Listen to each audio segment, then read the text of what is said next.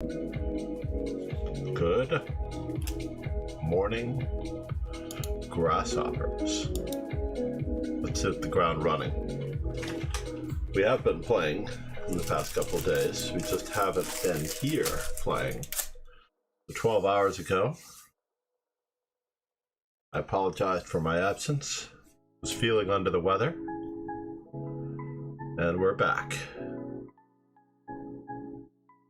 It is very fitting that Chess Mitra and Max Ainsley got paired against each other. Max is on his third account, although he has stopped into the stream to say hello. That does mean... Alright. I do have to make up my mind here. I'm gonna play some standard chess. Oh, Dimitri, I forgot about you. E5. E5, knight G4, knight F3. Yes, he caught me. C3. Knight C6, trying to cut. Maybe queen D5 should play. Bishop D4, okay, give check. Bishop D2, bishop take D2, check, yes, yes. Material advantage for white, yes. Queen E7. What to play now? Bishop E2.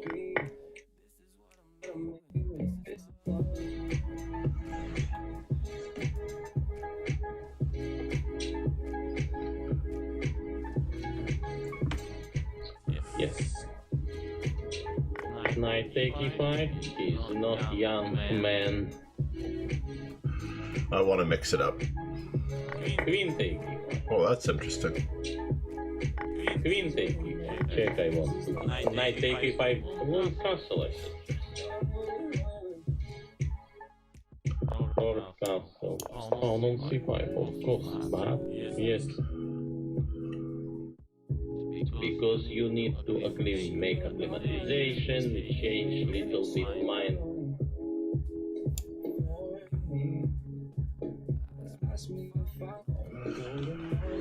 We are going to push our opponent around. There's a big move in this variation with C5.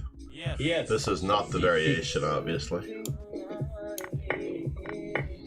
Can I take on D6? Where is question also? I prefer white position.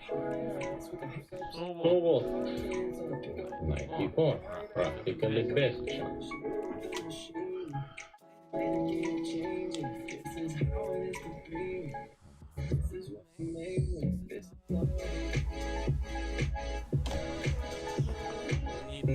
Merpant, good morning.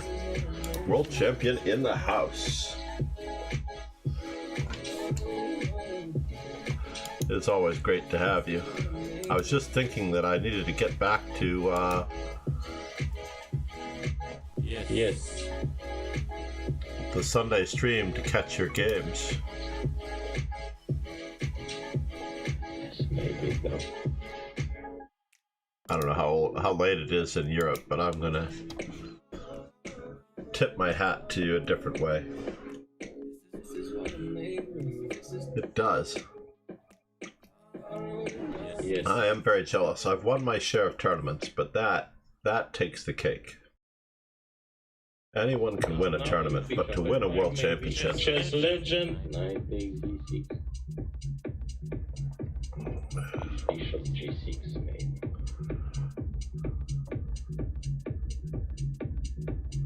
Can I do it this way? I really just want to coax him in.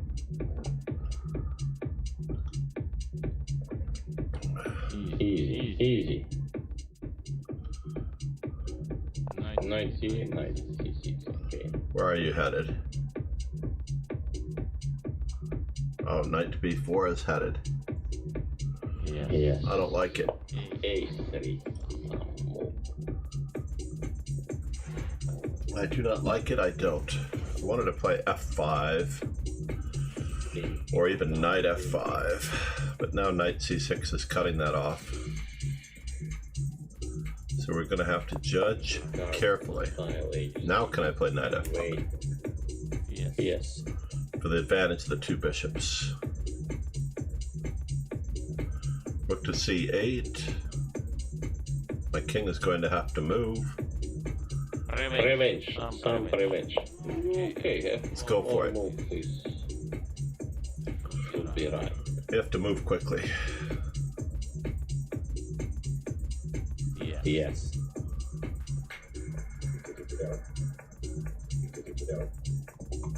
F5. We play F5. Whoa. Whoa. Seems not right. Okay. Fair enough.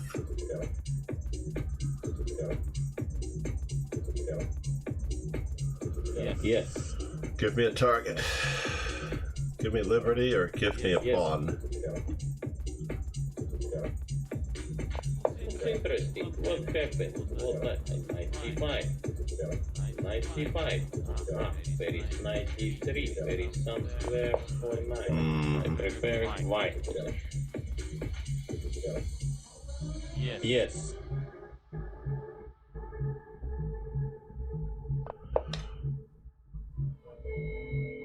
I'm going to return the pawn. Take on e3. So.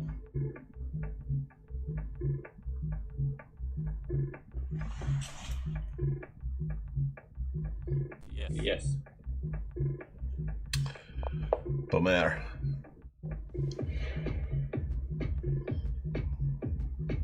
Take on d3.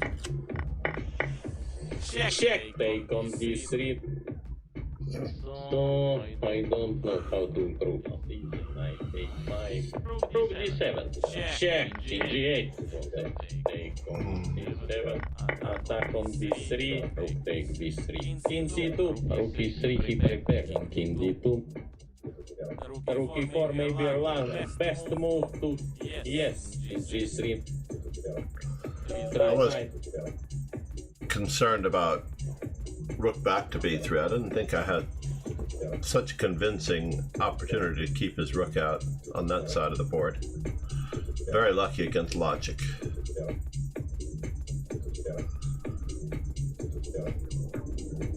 Oh, you had the stream on Monday. That's good. That's good to know. This week has flown by for me. I did see Fiona's social media post on having had it. Is the Budapest the order of the day? Let's go for it. Knight g4, knight f3, bishop c5. Yes, the Budapest is the order of the day. Yes.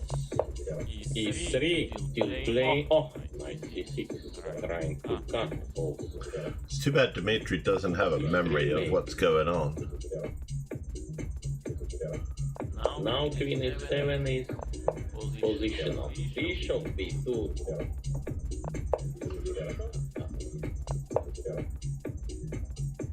Yes. Good tactic. Attacking opponent's pieces inside. Knight take e5, knight take e5. I didn't have a choice if I took the knight on taking with the knight on c6 was more accurate. However, c6. Maybe it should take on c5. They take c5. Yes. Also, why not queen d5? Knight h, knight g6, cutting. Bishop b3. for some reason I thought Knight f4 first. that there was a chance someone could fall for that. Queen e4 now. Yes. We will witness a very dramatical final. Can I do it this way? Rook d8. Queen c3. Yeah, not happy about that. Queen g5. Not happy about that. Thought for a moment about stuffing him with rook d4, Yes. but what's the point? Rook d4, rook g4? Rook d4 castles queenside probably would Very get me. good move.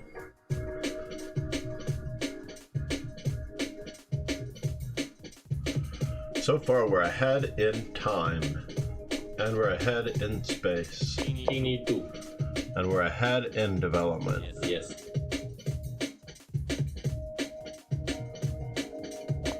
Bishop g4 now. Give check f3. Bishop f5. Surprise. E4. Check. The G file is open for your viewing pleasure. Maybe yes. Am I losing a pawn on that? Could be. Most probably. Bishop take e4.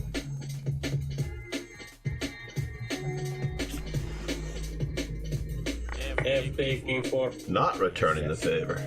Queen h3 check. Queen f4, what else? Not returning the favor. Cannot activate in right way. Check. But maybe some tactical threat in f3.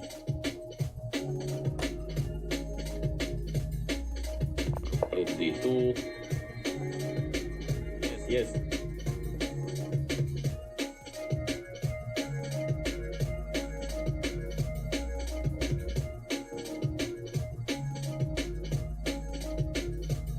But in this game we don't expect any surprise.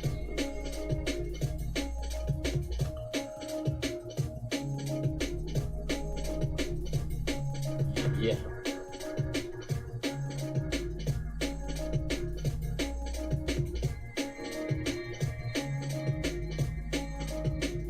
We used to have a draw.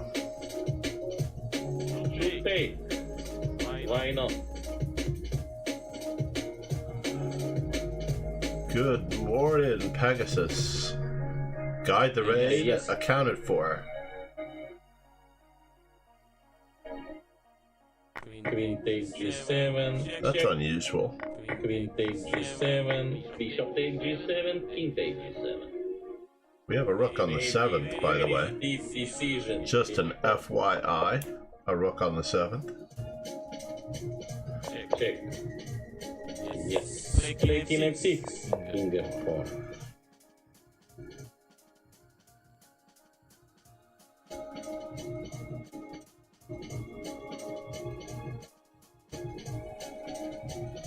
I don't even know where to But begin. why not?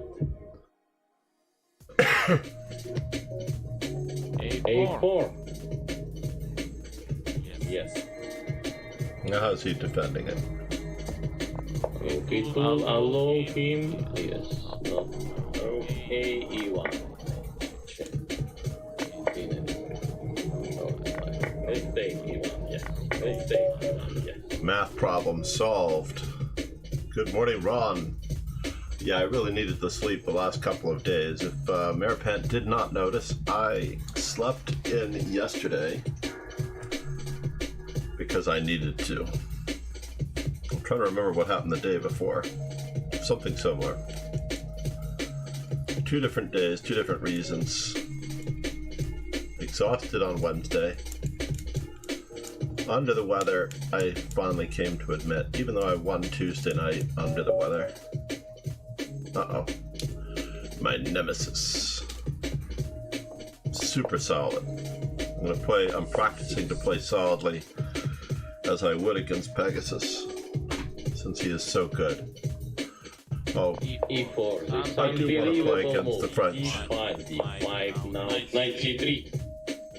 2 from E4. Maybe yes. Playing like boa constrictor. Knight take E4. Bishop E7.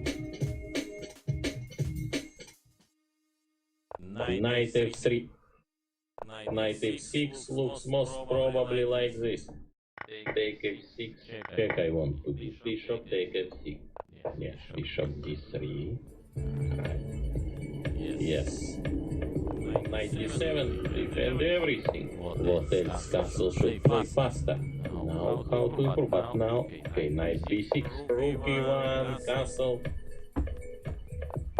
Knight D5. I don't believe he will play here. Even if he can play, I don't believe. G6. Bishop H6. What's his idea?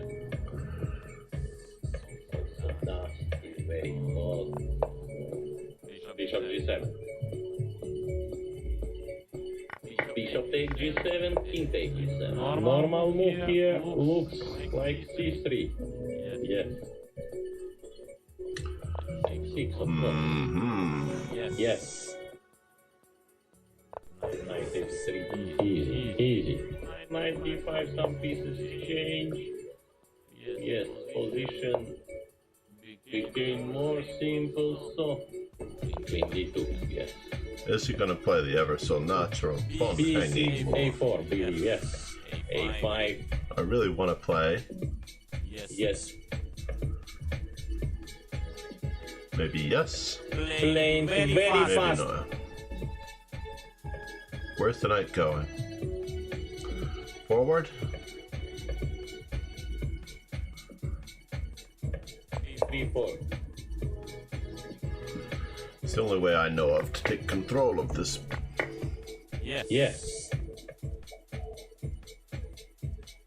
Queen G7, of course. He will drink too much blood from his own. Fascinating. A5. He's got the queen guarding. The weakness. Why not take on A5? Should I? So some defensive play. He took on A5. Bishop A6.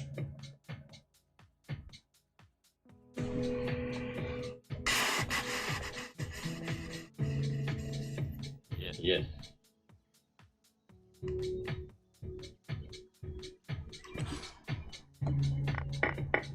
Lost luggage, I don't know what happened. Yes, we need to.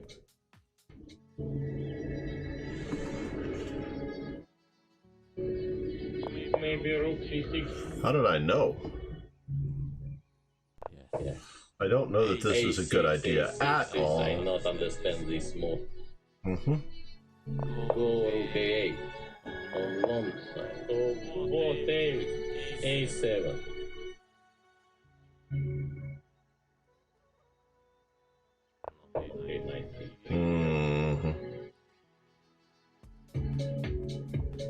Oh, it does stop me from playing where I wanted to play. See? See? Not take about what I'm thinking.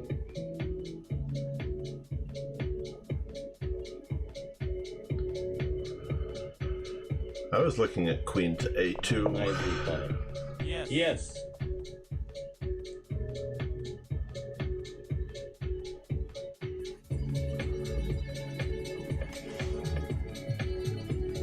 Oh, yes, you cannot be here. Patient. More than European. In B7. Recently I watched one movie with Gary Kasparov. Gary Kasparov explained how to play attacking chess. He told some, I call it golden rule. If you make some consecutive 10 threads in consecutive threads, your opponent will blunder.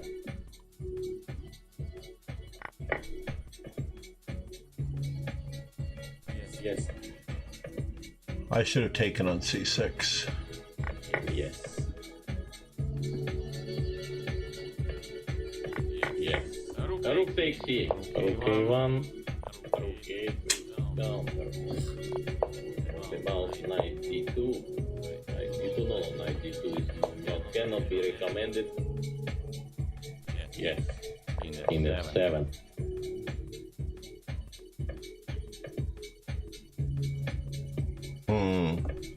King F1. Maybe rook C6. In F7. Maybe knight E4. Easy. King E2. d3. Check. Knight c3.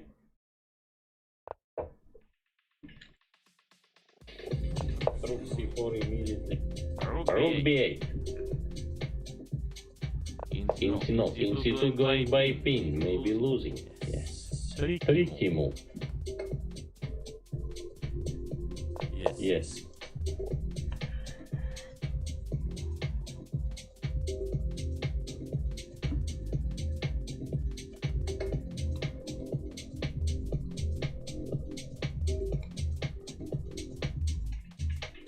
Yes. What else? What else?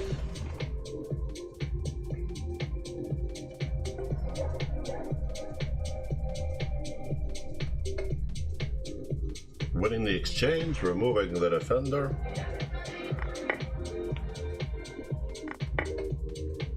Rook d3. Yes. Go away. Rook a3 should be losing. Some variation plays also some Dutch players like Ivan Sokolov. Also. Whoa! Rook a6. Max, you are not the same person anymore. What is going on?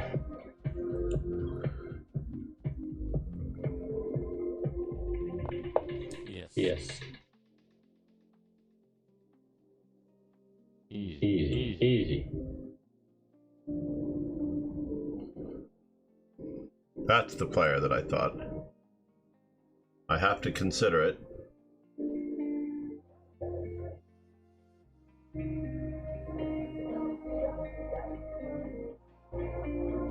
Yes. Good morning, Conte de Luna. What to play? I'm on a streak, so it puts me at 6. Yes. I had to consider it. I'm down a pawn and a rook and pawn ending. Am I really going to beat him on that one?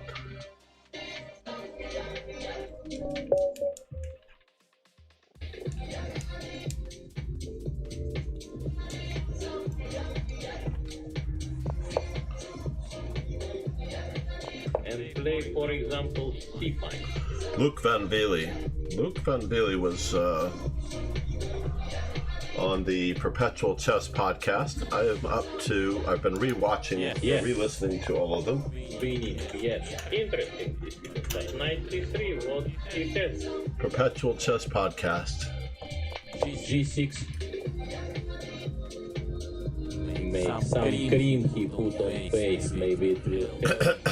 If he beat Nakamura, I will buy his cream from him immediately, and that's where he bought. Who am I playing? Tarunchask. So, I am curious. trying to cut. How far will you go not playing a normal Short castle, Sicilian? yes.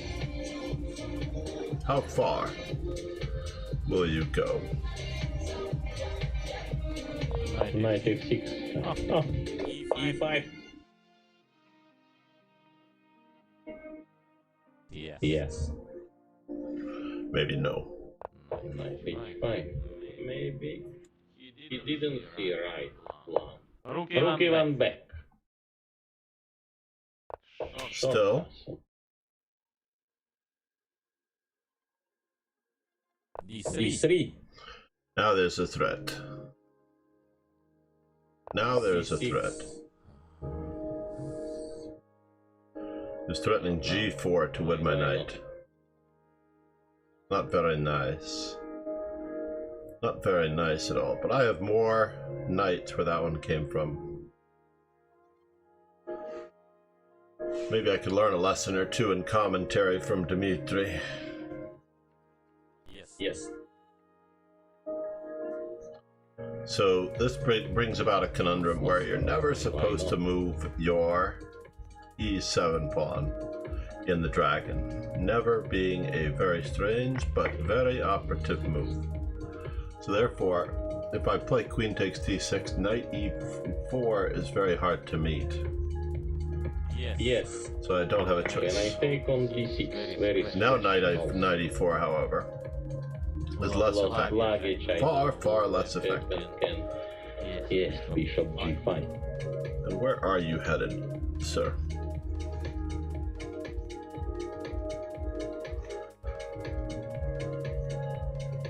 Is it worth a pawn? Bishop f6, yes.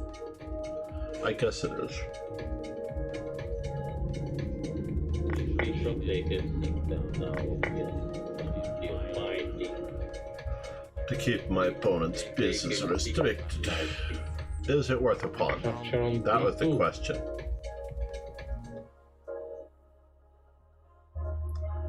For example. Yes.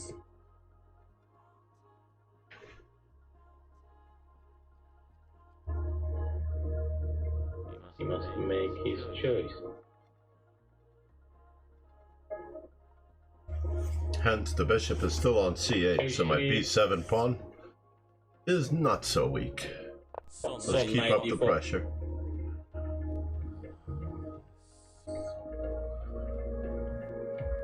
He was hoping for knight f6, rook b1, embarrassing my queen. Can I improve? 2 rooks for the queen.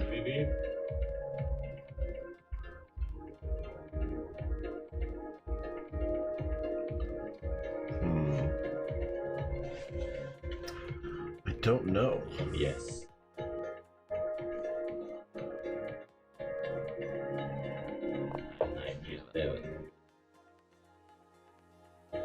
I am analyzing without computer, so please, yes, excuse me if I may.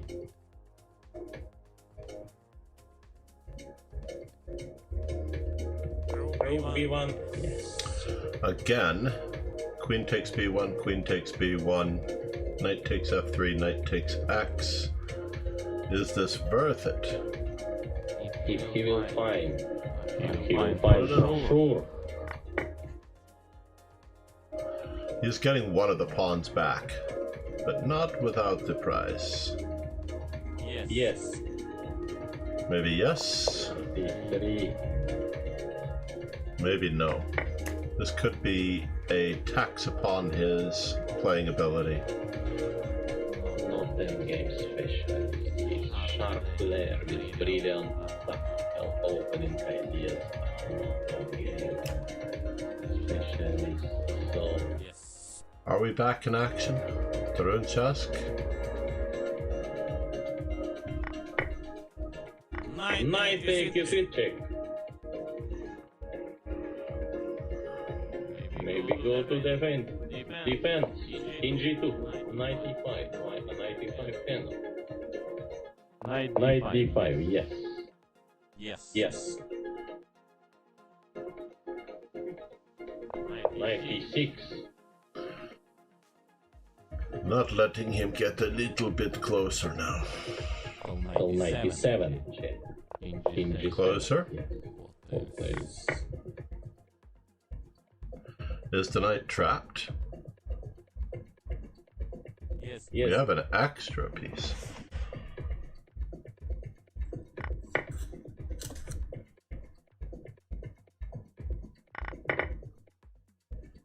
Rook take e7. Check.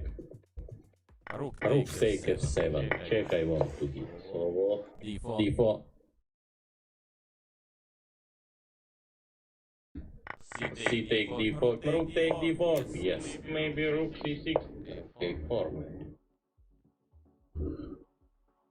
Do I really want all of my pawns on the third rank?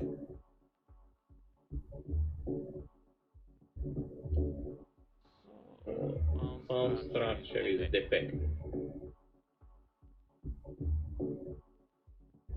Yes. No. Rook c7. Rook a6. King e7. Rook a4. Why not d5? Rook f4. And also, we should keep in mind, yes, now threat, direct threat. Rook c2, rook a4, yes.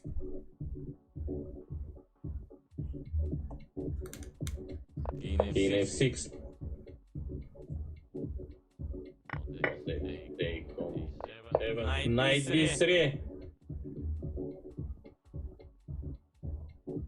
So now, so many ideas. H4. Rook take f2.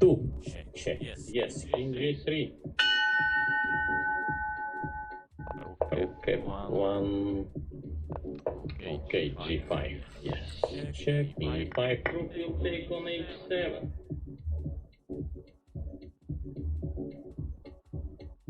Maybe he's right. I don't know. By rules he can make like this. Yes, or knight. Maybe knight f4 first. Maybe king g4. Rook take f7. King h3. This is something. There is losing. Rook f2. Okay, still king on g4. Okay, still king on g4. 4 minutes left. Very little to do here. We need to analyze these games. Let's not fool around. We have d5. Seaman Agdestein, the Russian version. e6. Knight c3. Knight d6. C take d5. E take d5. Bishop g5. Yes, why not? Yes. c6 attacking idea can play. I need some new ideas here. Bishop f5. Queen f3. Bishop g6. Bishop take f6. Take f6.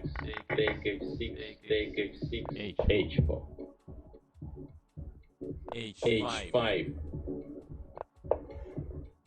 d5. Yes. Knight f4. Bishop d6. So he has only few seconds. To make move. 10 seconds. 9 seconds. a4. King d2 a3. Pawn on b3. Yes.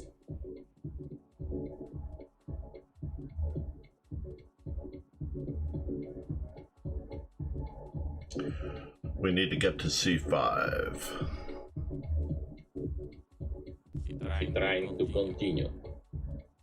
Knight f8. Knight e6. Yes.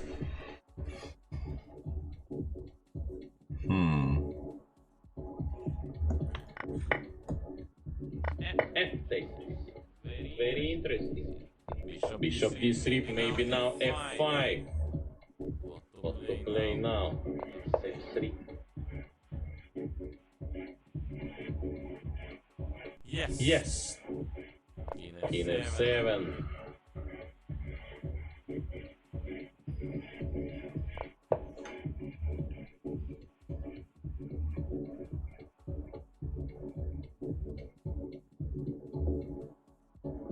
Greedy move. Yes, it was greedy. It was not productive though. For unbelievable move. Take on e4 maybe. F take e4. Knight take d4.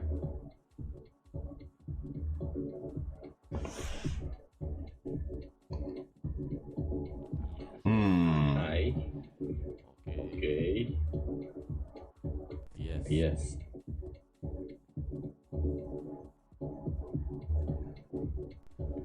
Recently I watched one movie with Gary Kasparov. Gary Kasparov explained how to play attacking chess. He told some, I call it golden rule. If you made some consecutive 10 threads in consecutive threads, your opponent will blunder. He put pieces like this. Yes.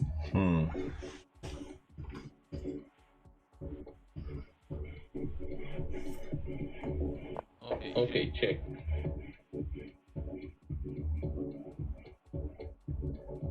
I don't like King a7. Yes.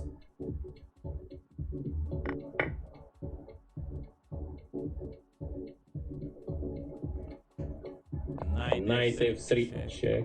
King e3 enough.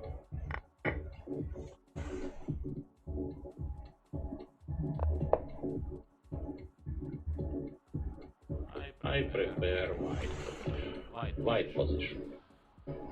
So what?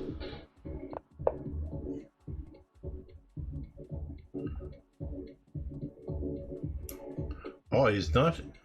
He's getting away? King f4, what else? Is he getting away? He could have waited for me to take that. I did not see that coming at all. He could have waited. F take e4 Bini. Yes. Knight take e4. Bishop e6.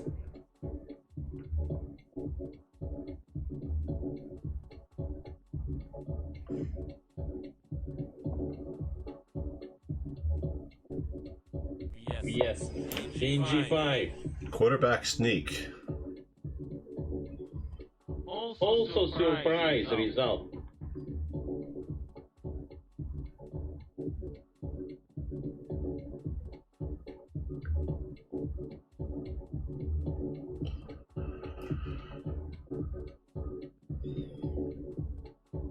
Yes.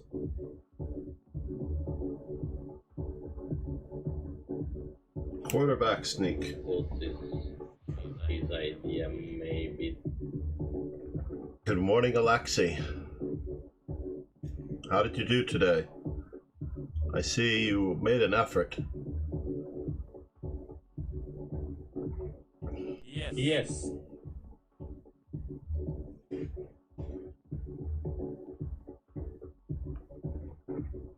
Attacking idea can play. No, that part I know. I wish you were able to speak well enough to give me the full recap. 95. Why? 95 10.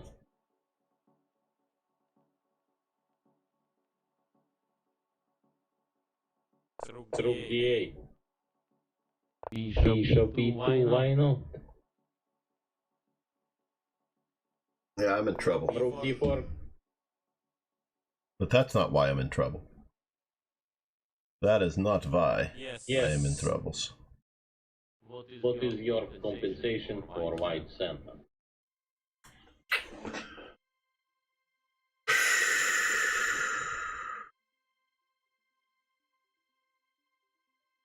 Knight f6. Rook d2. Rook. Yes. But position looks better. Black.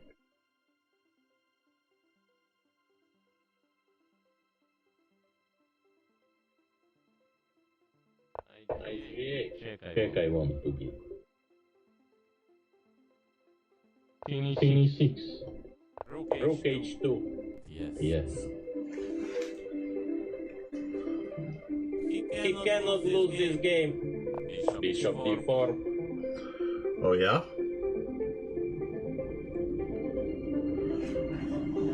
He answers check with check.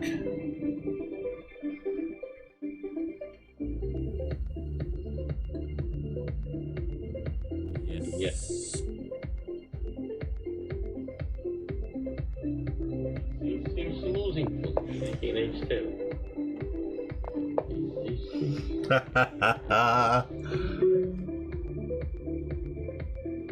Knight f6.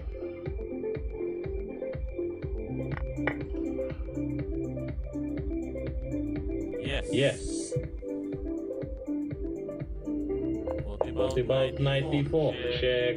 Maybe it's best. Yes.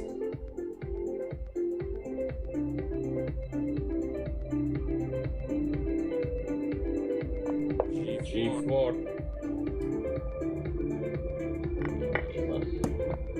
No. Why not take on H1. Rook b1. Resign. Yes. That was awkward. Very, very awkward. Let's see that game. Brutal level of accuracy. Brutal. Oh, it doesn't show up in my games because it didn't count. What can you do, Believ? What can you do? Leech has titled Arena. Registered. 3 o'clock Saturday. I do want to get away this weekend. I'm hoping to do something Oh, actually that was the best way to get to it. I'm not a huge fan of the Queen F3 variety. Bishop takes F6. Knight F3, most popular move. Knight on G to E2 may be better. I'm not going to look at the engine. He is a reasonably good player, yes.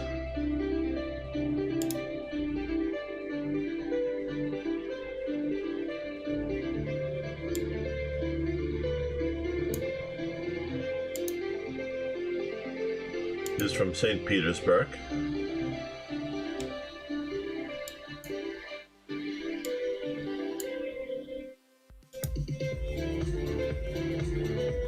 Seaman Rumyantsev. Seaman Rumyantsev.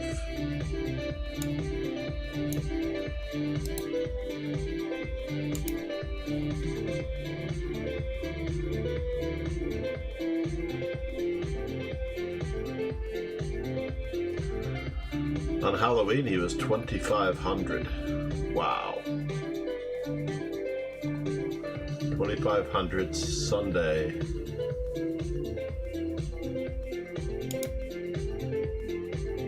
Is that right? No, that can't be. What was this translating?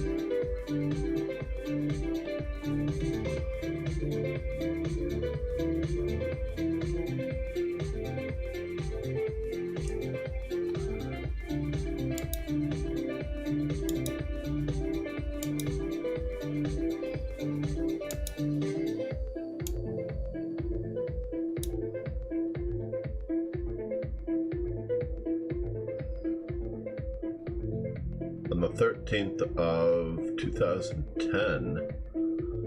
Got it. 13th of May, 2010. Grr.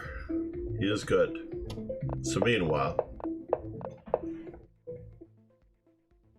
A5, Knight F4, Bishop D6, G3, Knight D7. Ah, Bishop H3. I've missed this idea before. This is probably the best way to continue, but I'm not so certain.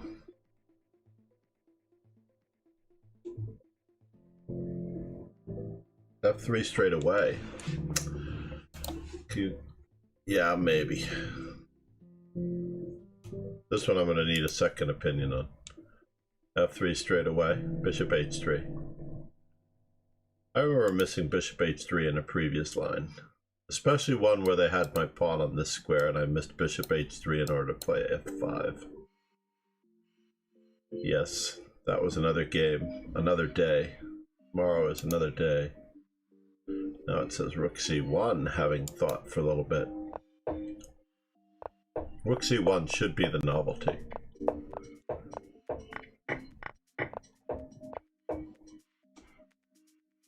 So I feel like I should be better here, but F3 was asking too much.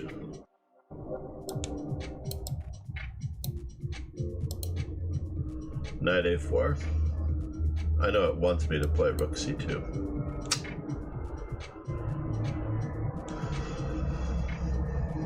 Let's see what the rest of the line is.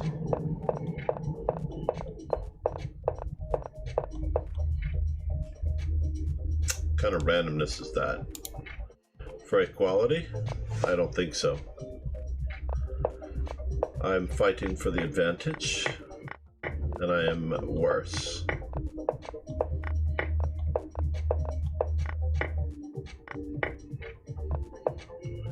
Alright. Yeah, Bishop D4 was a move that I was expecting the whole time. I believe that move was forced. Was this move better? Exchanging? Simplifying? Creating a weakness that I can actually try to go toward?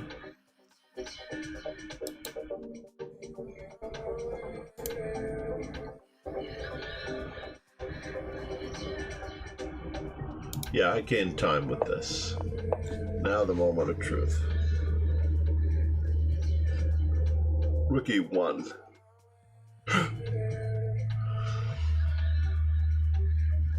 Oh, it says Rook E1 is best. Yeah, having my knight undermined doesn't help. That is a very good time for our rook's command. And it has proven itself once again. The stronger player gets the rook to the right squares faster and better than the opponent. If I had played rook to e1, I'm very close to being level. There is this danger.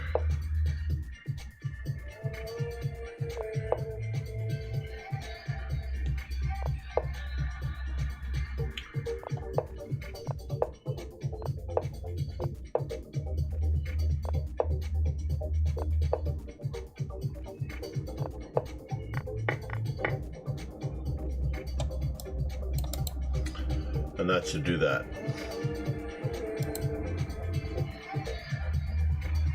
Will it? I don't think I can afford this.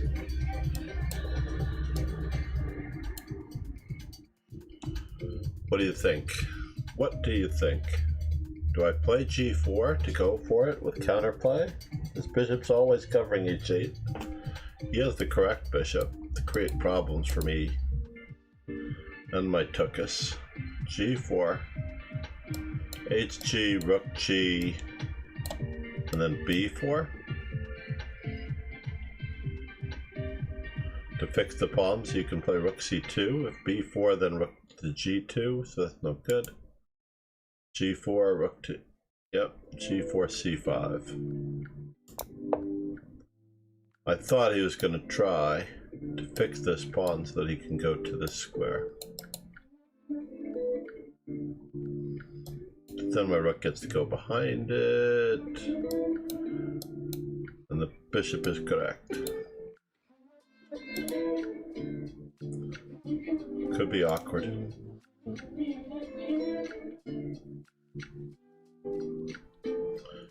So apparently I am completely worse after c5, g5, rook f2, and on b4 you have c4, and then it's game over. Game over, booby.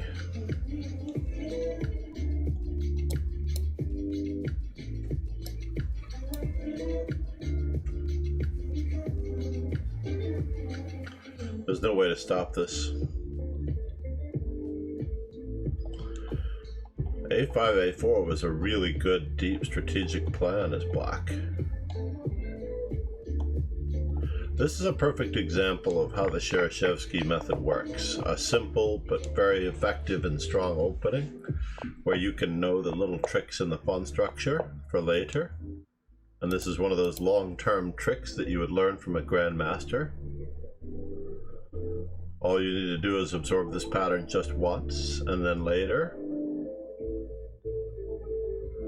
you take advantage of it. So probably there might be a way. One of the other reasons why I thought about going into this one with the rook here was to get rid of the dark squared bishop so that pawn might be weak, and then try to sneak up on it. So meanwhile, so all of this looked so good. It really did.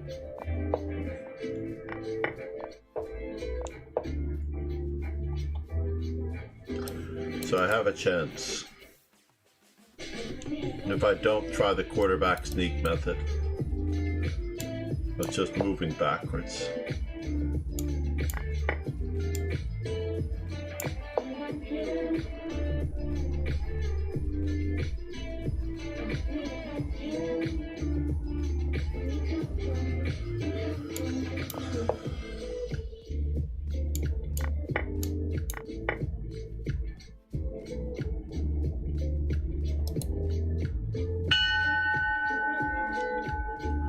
This looks like it should peter out to a draw as well. I don't know if the computer is really correct with the 2-point advantage for black. It's going to be very awkward. Finally, we're simplifying the position a little bit.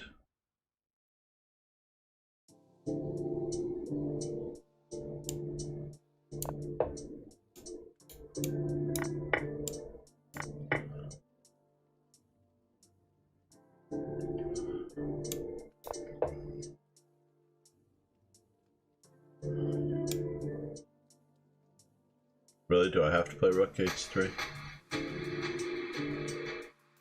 It's because the f4 pawn is so dangerous? Is that so?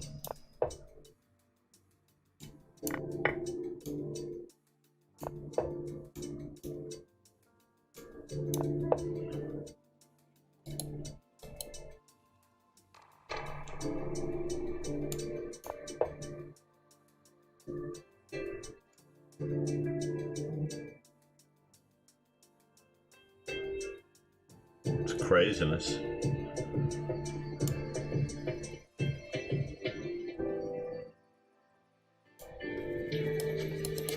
B4?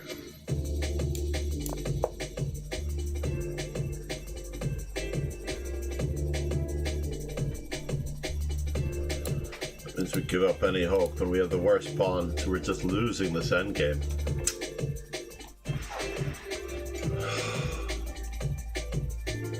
So F3.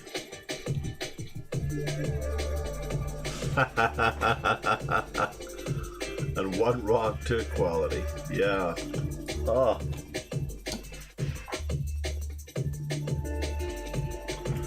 That is brutal. I have a fondness for St. Petersburg. I believe that is also where Alekhine was from.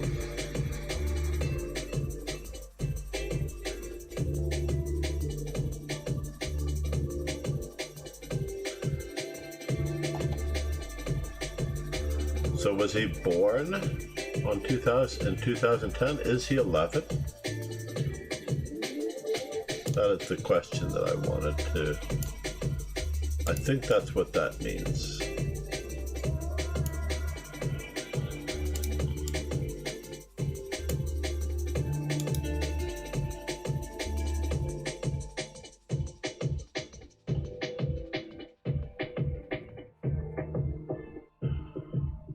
I love to play FIDE standard rating. I love to play chess. This FIDE rating is 1566. And this FIDE Blitz is 1901.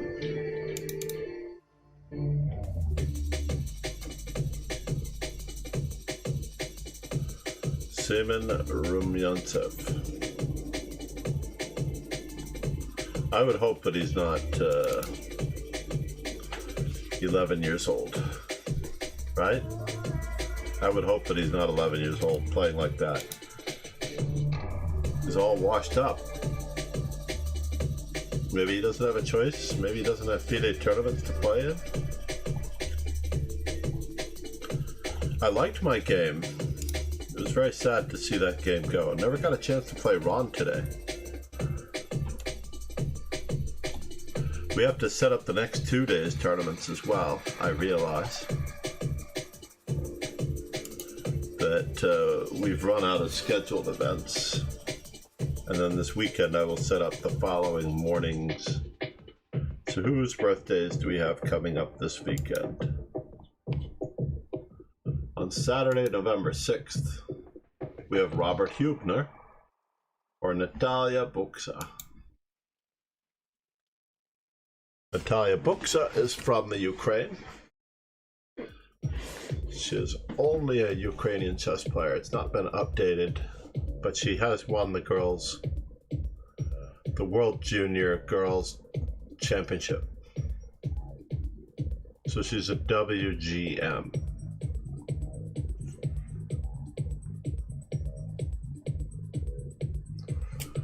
Interesting. She's the 5th best female player in the Ukraine. as of September 2018. Oh, she's the wife of Mádl. All right, now we look at Robert Hubner, whose birthday is coming up. He, of course, had the most famous candidates match of all time that was decided by a roulette wheel with a specially made ball that was flown in just for the occasion.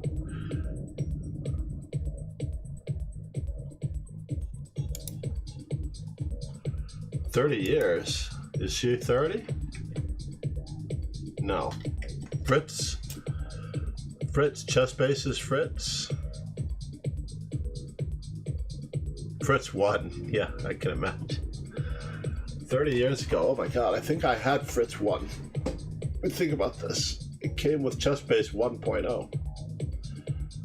So that was 1989? 1981?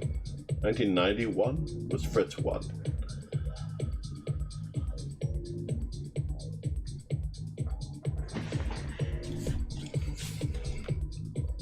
Well, I'm going to have to put it in our birthdays.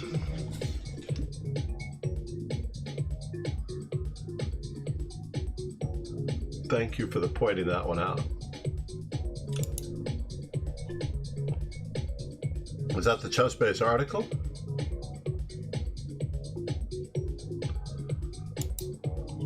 I don't have a command for Chess Base, unfortunately. I love Chess Base. Everyone should love Chess Base. It is unfortunate that Lee Chess is taking over so much of what Chess Base does and making it available to all players for free.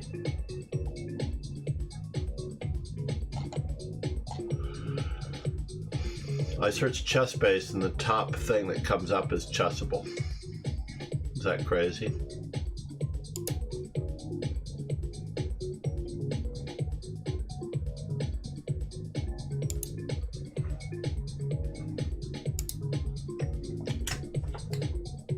For everyone who has not yet read the article, that is a very useful thing to know. Ildikó Mádl shares this for every Tom, Dick, and Gary. I'm not sure if that was so such a political image, because Tom was a cat. Let's just leave it at that. For every Tom, Dick, and Gary. That is Richard, an abbreviation for Richard, and Tom is an abbreviation for Thomas, just in case anybody was wondering. Wow.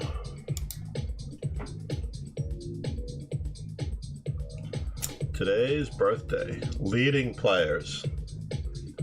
That Fritz was its demise, unfortunately.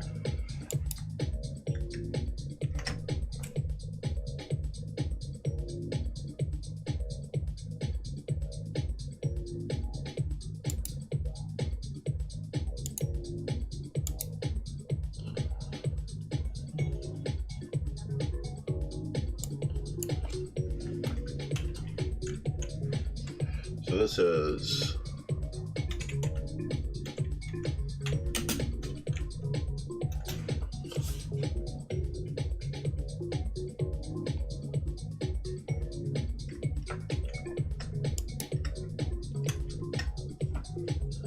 show bookmarks, leading players.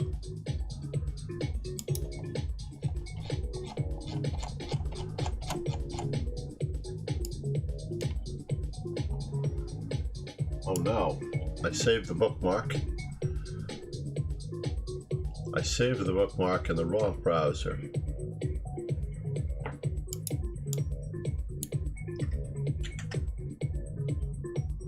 Will that bring it up in the right browser?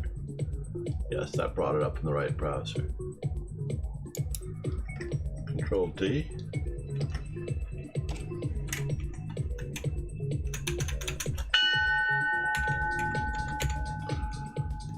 You can't drag and drop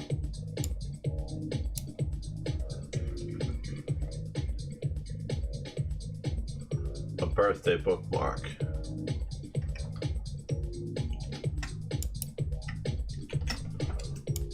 From Microsoft Edge into Google. Unfortunately, Google Calendar.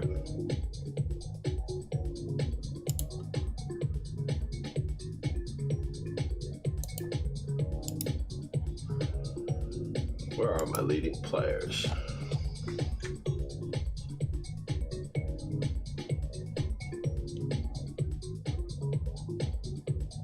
So Robert Hubner tomorrow, or Mrs. Mamadov.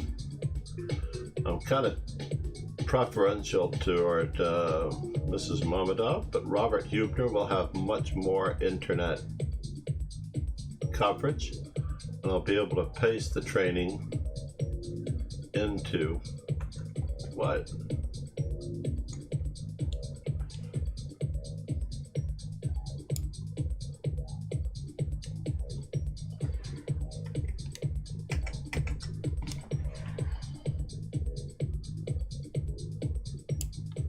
Oh, is that it? Is that the problem?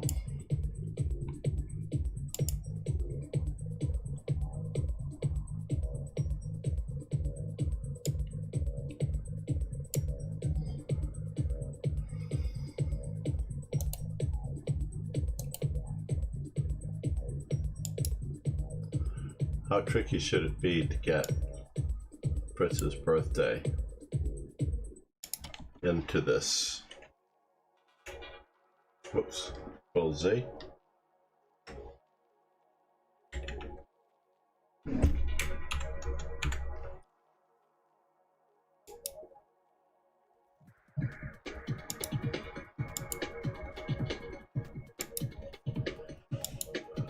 All right, fair enough.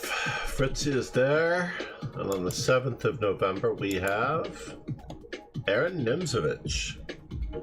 That's an easy one. You have to really feel for anyone who was born on the same day as a truly great player like that.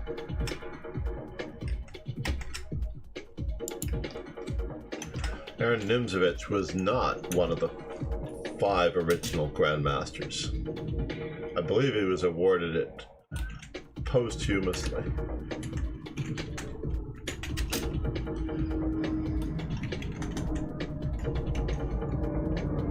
Oh.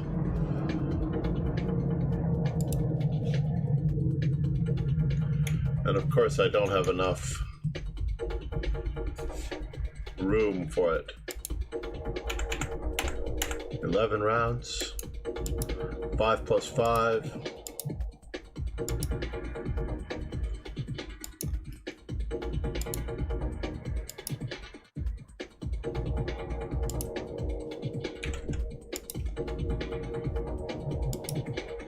Seconds.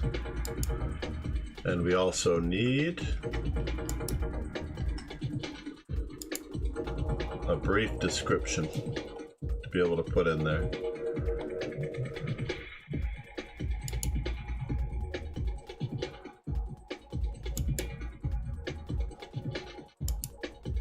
In the coming week, we're going to need some more birthdays. Daniel Naroditsky is on Tuesday the 9th. Mikhail Tal and Daniel Naroditsky on Tuesday the 9th. Canadian player Kevin Spraggett, Polish champion Bartosz Sacco on Wednesday. Max Flesig. Bill Kreutzberg, Sheila Jackson, Yuri Shabanov, Maya Lobanishvili, and Jose Picarena on the Thursday. Boris Ivkov, Leonid Stein, Mikhail Chigorin on Friday, the 12th. I don't know, it's pretty tough week for birthdays. Competition is fierce. Since I don't have school on Friday, assuming I have conference free time, I will cross my fingers that I can do more than one birthday arena on Friday. That's what we'll have to do.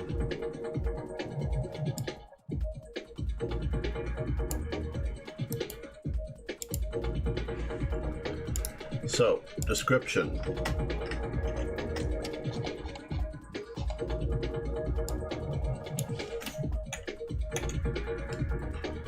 Ildikó model.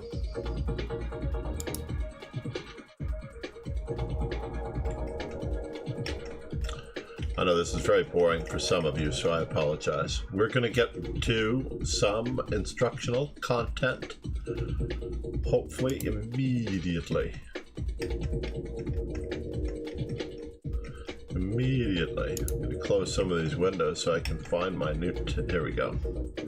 Where is our dear, dear friend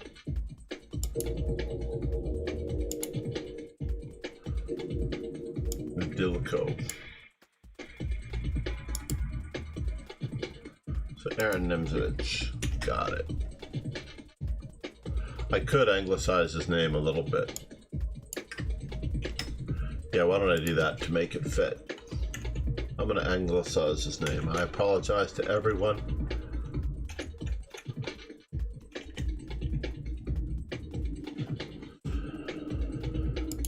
That'll have to do.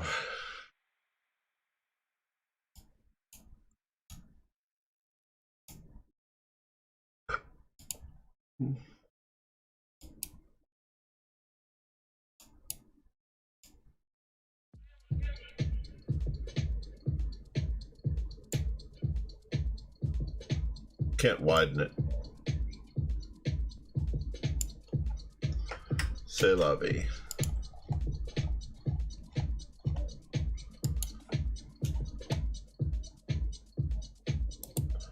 Now, creating one for the next day, which is January 6th at 7:55 a.m. Everything else remains the same, except we have GM Robert Hubner, and he does also not fit.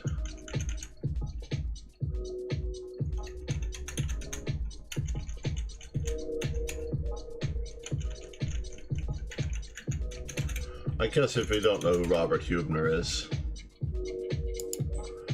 that's a different problem.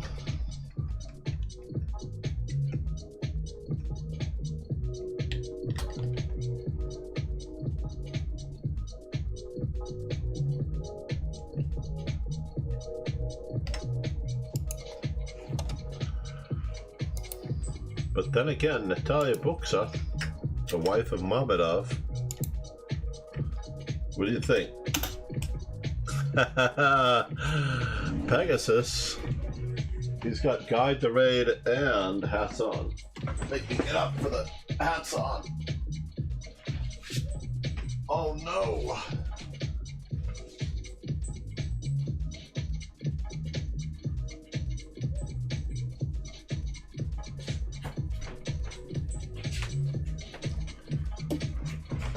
How are you, Donnie? Good morning.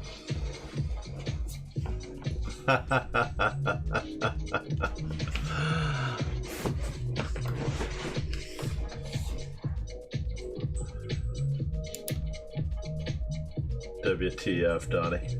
Gotta love it. And then we need the Robert Hubner biography for tomorrow morning. I think we could dig I Am Elect. That was my favorite thing for the podcast, right? You were I Am Elect on the Patreon announcement for like a year. And then even when you try to alter it, oh no, we haven't changed this. We're really out of date. We didn't change.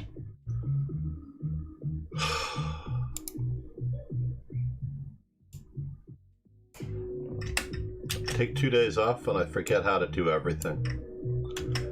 Let's do that at least. And change the date to November 4th. Some wary set of eyes should tell me about these things, so it's not so embarrassing to me. I know nobody's probably embarrassed by it more than me, but I am embarrassed. Because now I should be changing it for tomorrow. At one time, I had a bit of a crush on Ildikó Mádl. She was, pardon my respect to my good friends Judith, Susan, and Sophia. I don't know if I'm closest to Sophia anymore, but because Susan was here in the United States and we worked together so often. But Ildikó Mádl is at one point in my youth my favorite Hungarian chess player, ahead of the Polgars. She was on the team where I think it was 3 Polgars and a Mádl player. But if they were able to play in the amateur team.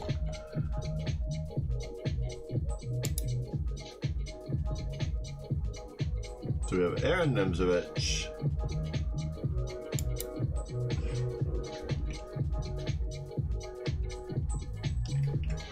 Happy birthday, Fritz, again. Very impressive. If anyone missed it, we've added it to our calendar, which of course can be added to yours, whether you like the Google Calendar.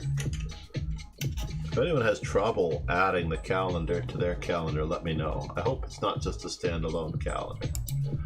I want it to be a part of your calendar.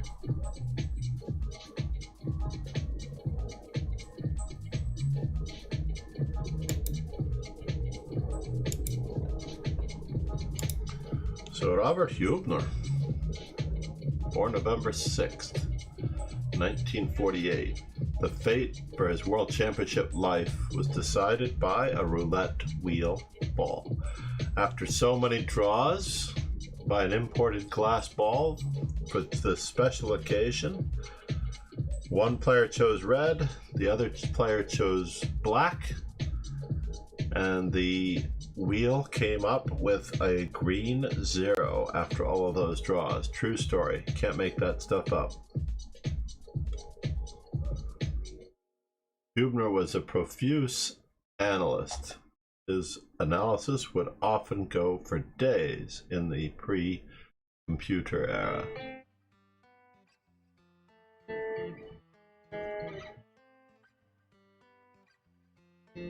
So he lost the quarterfinal candidates match, with draws after the first 10 games and draws after 4 further games, and it was resolved in Smyslov's favor by a roulette wheel.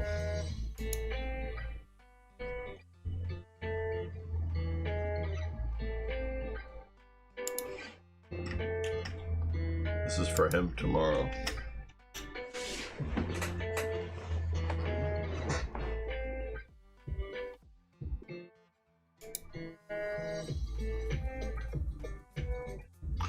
Tis very sad.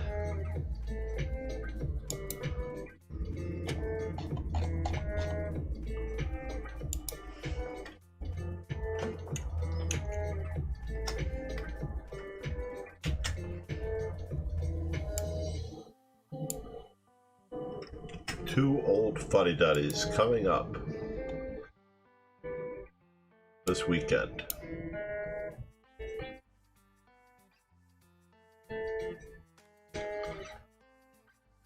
Aye, what to do?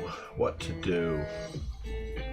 Should we look at the following weekend for the 13th?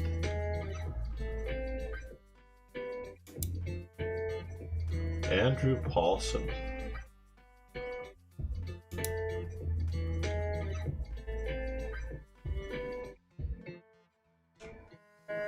Is he the head of the World Chess Organization or something? American entrepreneur. Aegon, yes.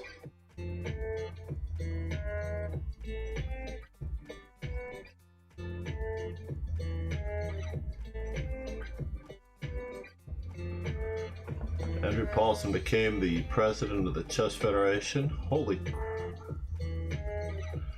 He died in 2017 of lung cancer. Wow. He made a bid to really become somebody and failed in the face of death. Rest in peace. I commend his efforts. I commend his efforts. That's crazy. So Andrew Paulson.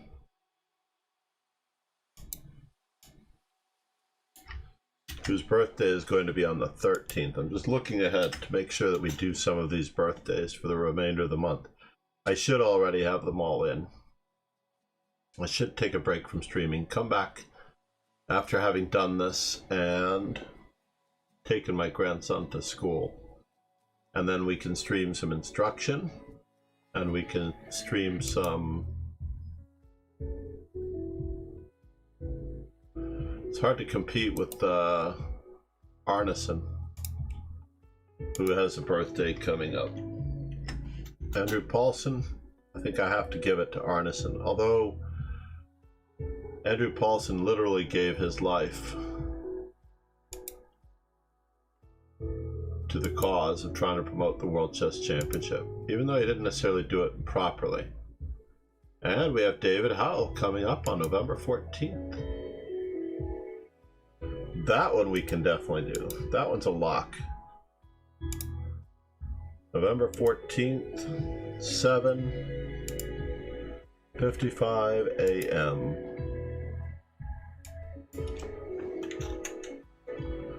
See if we can fit the whole thing in here. David Howell.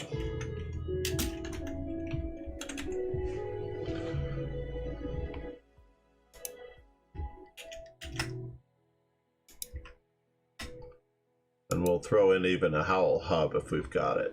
Do we have a Howell hub handy?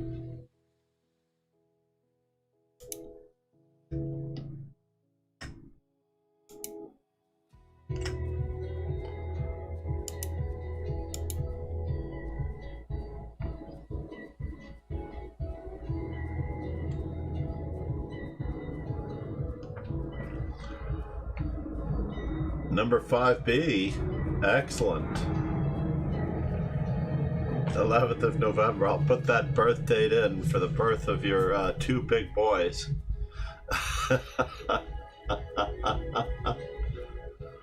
Mikhail Krasenkov is also on the 14th of November. We even have a book of his best games, yeah? I moved it in front of me. Has a lot of good instruction in it. Another Thinkers Press edition, Thinkers Publishing edition. There's never enough time to study all of these games. I commented on Lula Rob's studying how to reassess your chess yesterday, and I felt terrible afterwards because I didn't realize that even though she'd already posted for those of you who disapprove of my reading how to reassess your chess, this is what I've got for you. And then she posted a picture of how to reassess your chess. I think she could have changed it, how to reassess your chess opinions. That would have been even funnier had she posted that.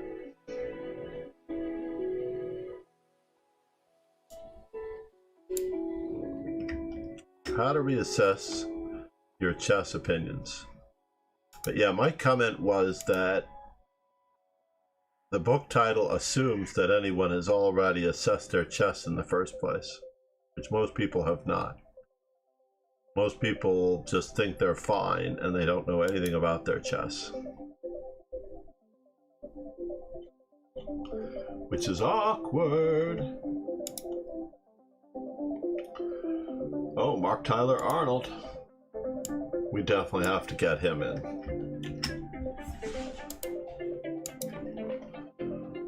I'm gonna just go with Mark Arnold.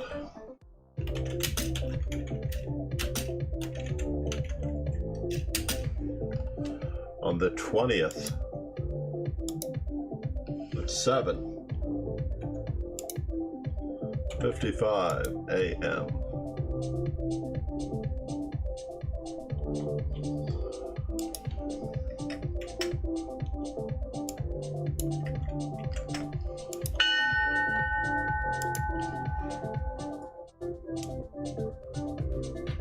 Did it go in at the right time and date? 11:20, 7:55.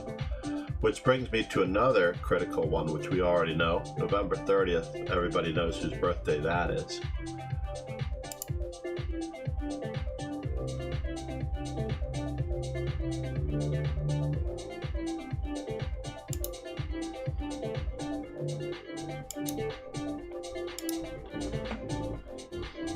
Ernest Grunfeld. I'm afraid that we definitely have to give it to him for the 21st. And that could actually decide my next opening with black, even though I'm not a huge fan. Was he a Grandmaster? Posthumously, yes.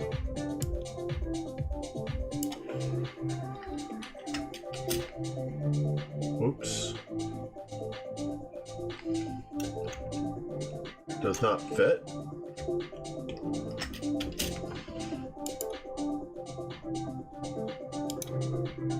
I'm going to set this one up for the 21st.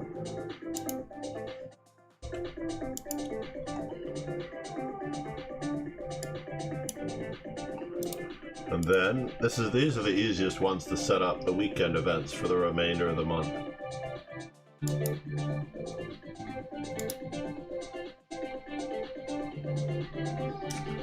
Yansa, Malikov.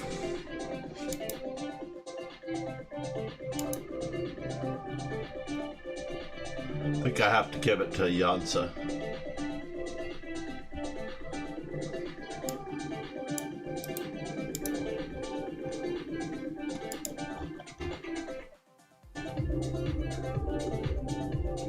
Did I already make this one?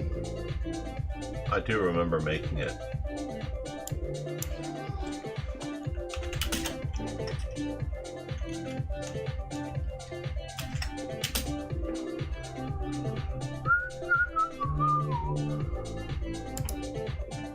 Setting up birthdays. Let's change the stream title so that no one thinks that we're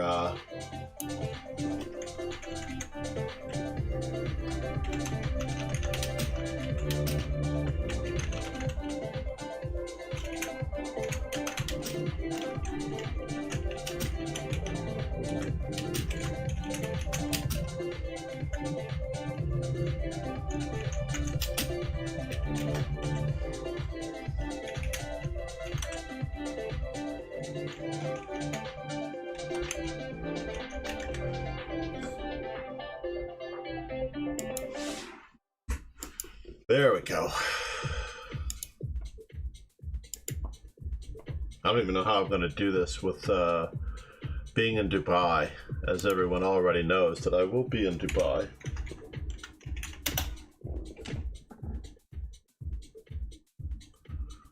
And I guess I've got my date wrong, that I leave so early on the morning of the 28th. I don't know if that counts. So I'm there the 24th, 25th, 26th, 27th. I arrive at 1 a.m. November 24th, 1 a.m. in the morning, the 24th.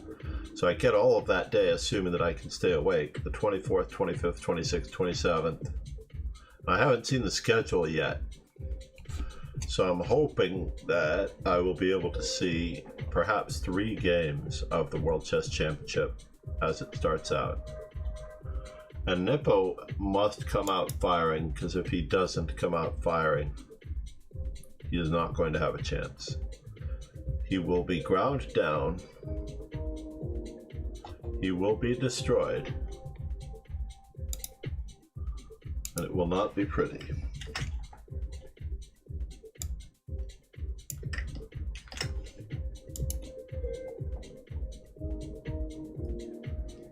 I kind of agree with many others on the Perpetual Chess podcast that if this is the last chance for anyone of Carlsen's generation. Fabiano had his chance, Karyakin had his chance.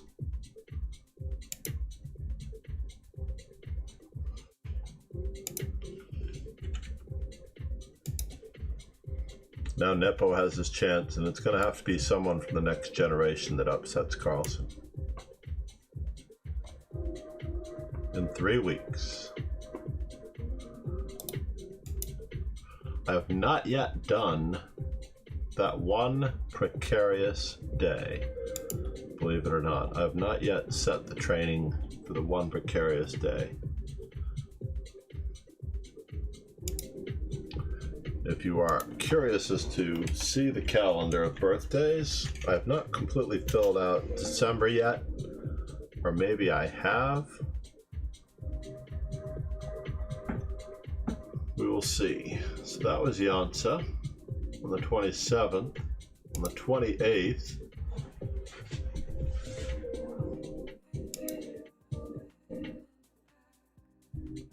Kirill Georgiev, Romain Edouard, who came out with an excellent series of books lately. Wow, how many people really know what Romain Edouard looked like? I thought I knew what he looked like, but I did not realize how young he was. He's a very energetic writer, does a lot for Thinkers Publishing.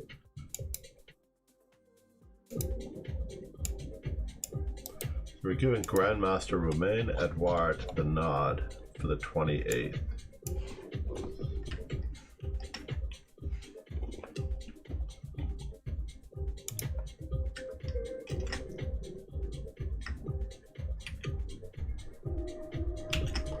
For those of you interested in the link,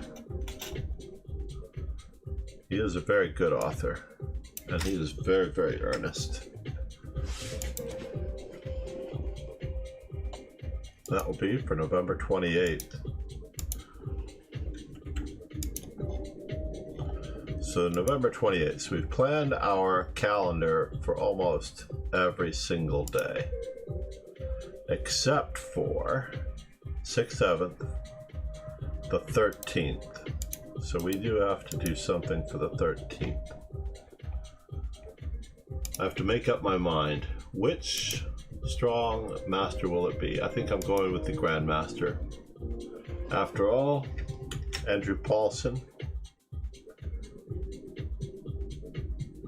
I don't know. Andrew Paulson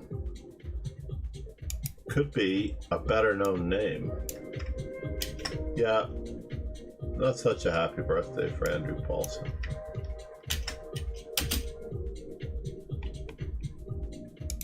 He made his stab at reforming the chess world and rejuvenating the World Championship cycle. C'est la vie. July 13th.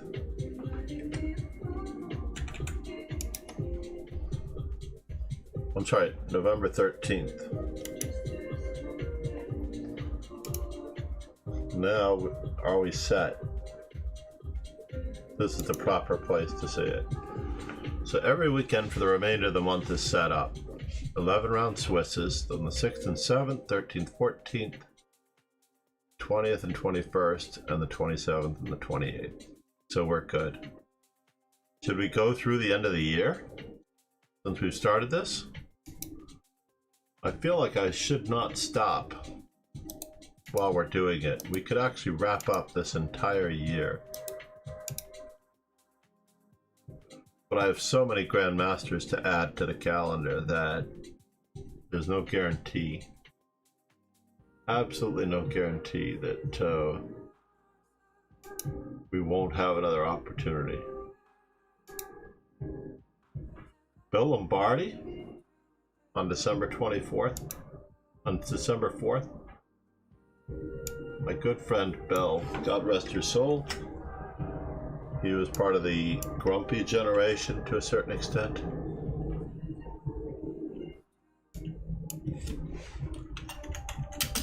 I reserve the right to abbreviate his name as he was a friend. He did like pool. He showed up in my billiards halls in Queens, as well as in the city. You can come by Amsterdam Billiards. I don't know that he made it by Society Billiards, but he came by Masters Steinway Billiards, which has chess, believe it or not. So he would go there and he would watch the chess players. Bill Lombardi was a very good soul, to say the least. December 4th, 7:55. I will definitely be streaming that one. I will find a way to stream that one.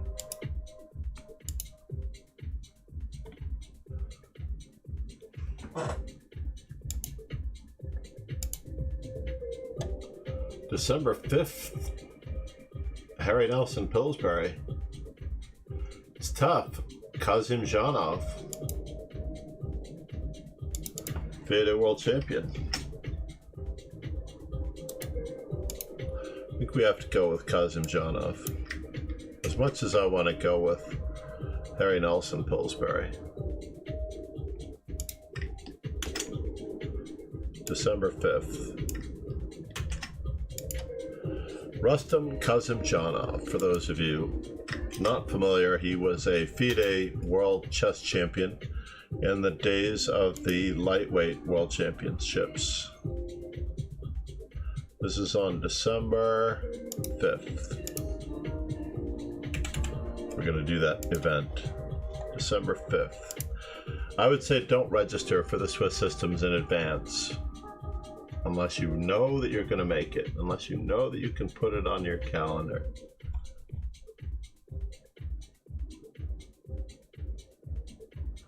Can I give him a title? FWC?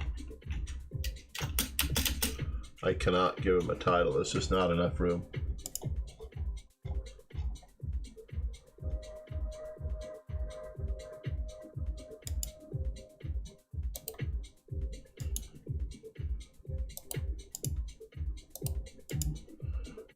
New Swiss tournament.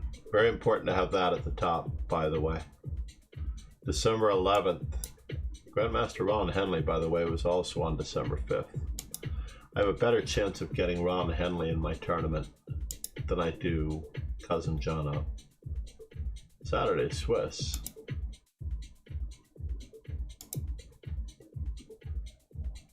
Oh, I have not done the birthdays for December yet.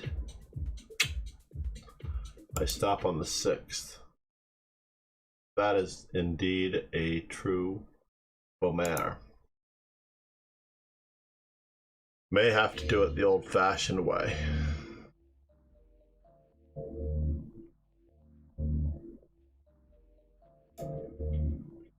You know?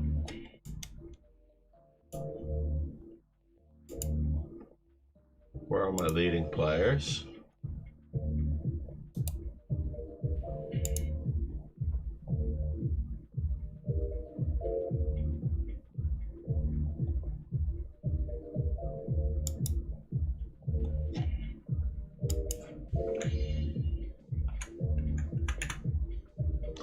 So what are we looking for here? We are looking for the 11th. Gowan Jones.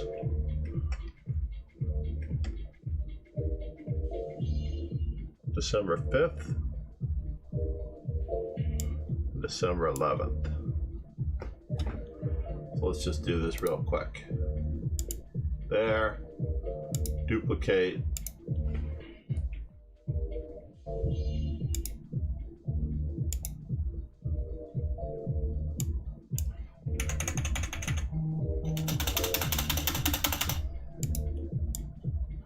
Vishy Anand is December 11th. Silly me. How hard is that, right?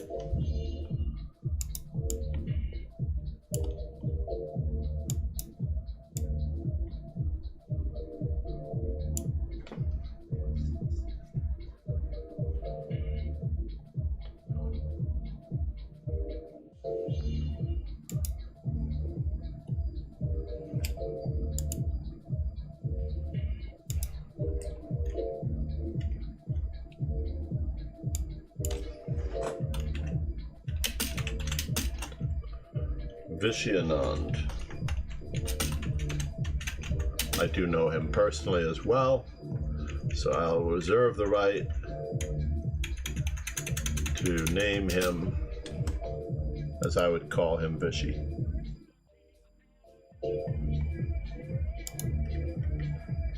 Good morning, how are you?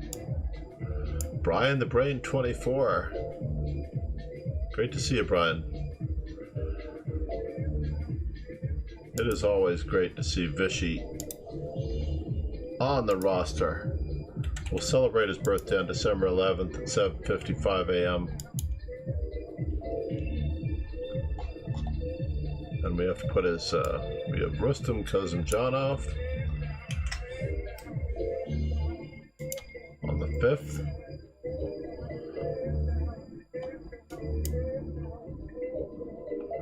Just make sure that we have that listed. So here we have the 6th and 7th, 13th and 14th, 20th, 21st, 27th, 28th, the 4th and the 5th.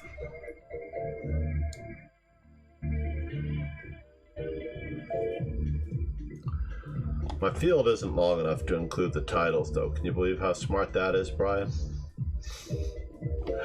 I was just hoping you'd appreciate that.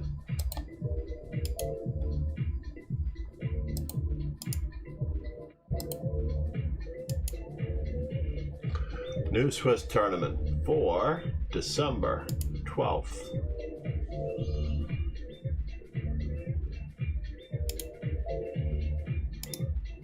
Duplicate.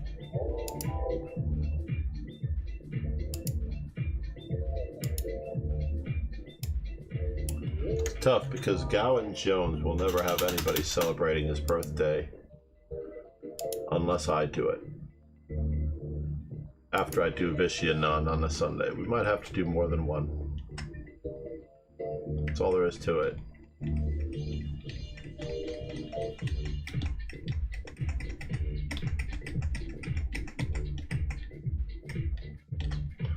And on the 12th, Xiaojun and Salway. Was he a world championship contender, Salway? Is he the one that battled with Marshall? Yes, he drew a match against Rubenstein, lost to Rubenstein, drew with Chigorin, played Mises, lost a match to Chigorin, lost a match to Levy, lost to Bagolyubov, lost to Duras. Doesn't look too good for Mr. Salve as far as results go.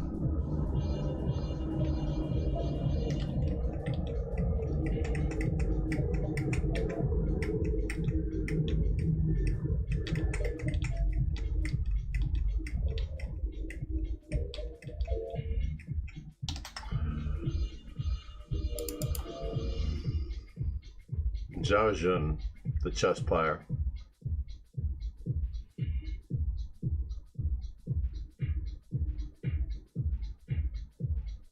GM Zhao Jun. Alright, we'll give it to the China. On this particular day, China rules.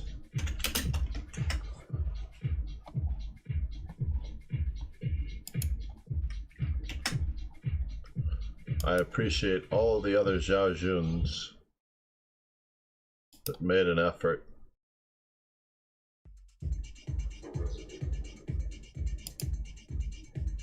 I think my worst faux pas was putting Ilya Gurevich, Grandmaster Ilya Gurevich's birthday on the wrong day. And because Wikipedia was wrong. I have still not edited that one to be correct. He put out the correct birth date on Facebook. Or he changed his birthday on purpose, just to spite Wikipedia.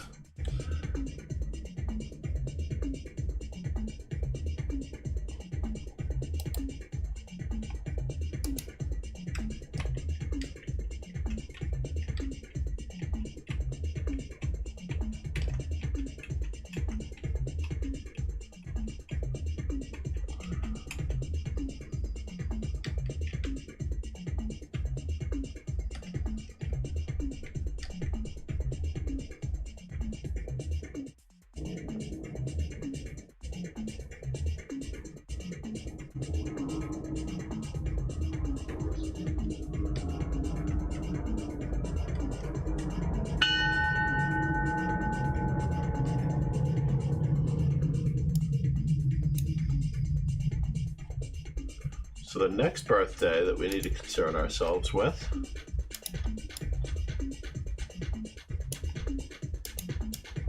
assuming no one else comes along, who's more notable, we'll go with the ones that we've done so far. We're up to the 12th.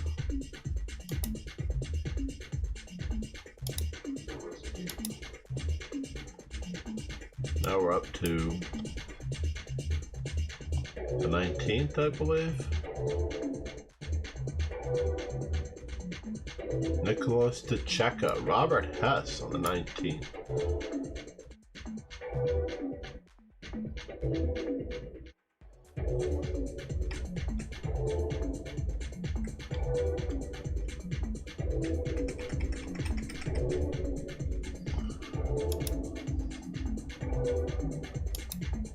We're actually looking for the 18th first, so but we're definitely going to be doing Robert Hess on the 19th. So the 18th.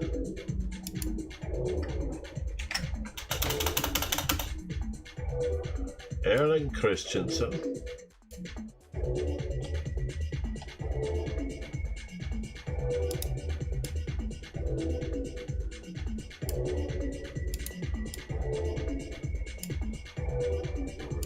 Diego Flores.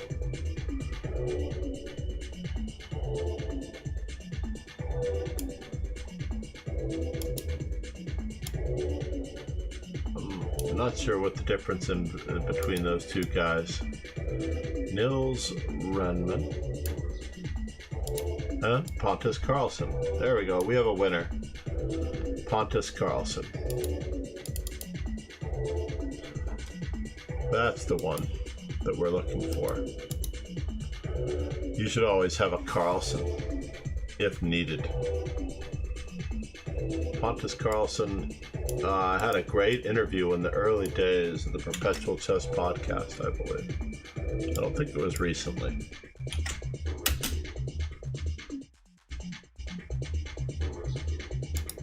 Grandmaster from Sweden, where he experienced a certain amount of bias.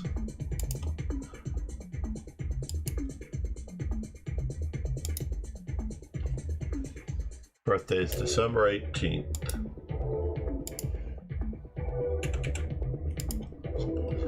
We're doing it. We're struggling here. So we have wonder if I could change this to what exactly do I need to do? So in case you want to see the work that I'm doing, good morning, Luna. How are you? Just setting some calendar dates for training. Are you ready to become a stronger player? Have you played in your first chess tournament yet? I think you may already be a tournament player, and I could just be misstepping there. That's what I'm thinking. Luna, I think. I don't know if I found you on social media. You are ready. I like it. The other day, I had Rogan Joe Sloan help me set up and test my Zoom meeting possibility collaboration on my stream to do the window.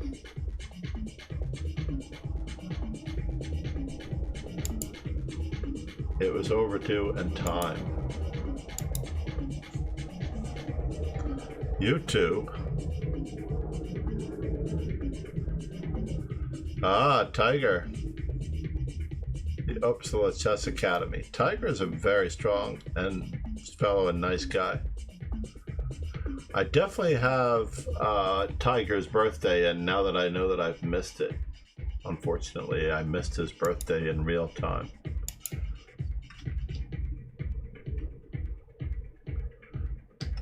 But I did not have, or I do not have that article just yet. I'm going to finish the 19th here, then I'm going to take a quick peek at it. So we're going to do Robert Hess, the American Grandmaster, I think. We could do Pearce. We could do Master Wolf.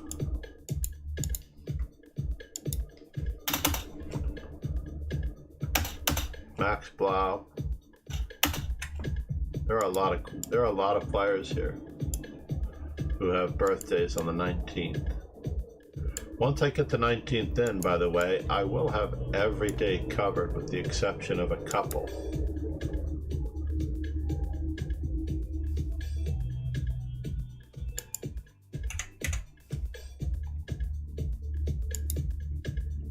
With just the exception of a couple.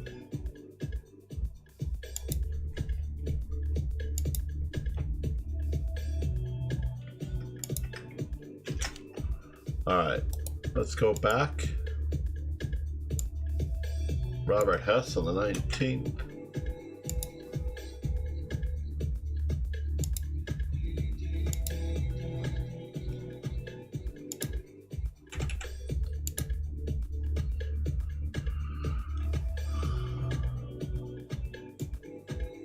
Robert Hess had a very good podcast as well on Perpetual Chess. He mentions in the podcast how he and Fabiano were always neck and neck, but he didn't mention the other contender. Grandmaster Markov was always neck and neck with him. They all exchanged Grand Luna. Is it the 19th of November? Or the 19th of December with Robert Hess?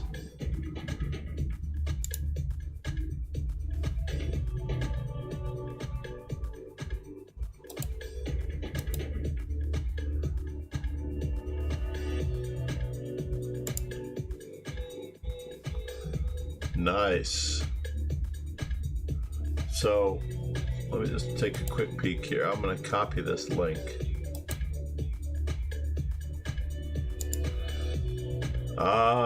You can definitely look it up on the Google Calendar or the Apple Calendar link. I'm going to go back in just a moment. I'm checking out Tiger's video, I believe.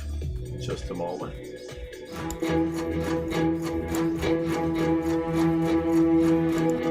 Hold. Need to change it to, and then I'm hoping that it's in English and not in Swedish.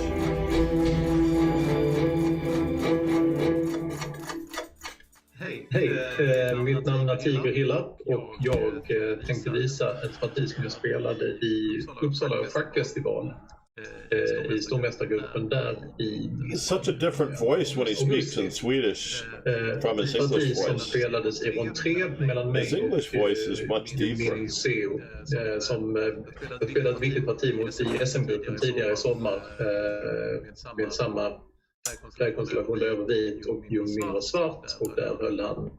All right, never mind. But I will save that to watch later if I can get something out of it for my Swedish.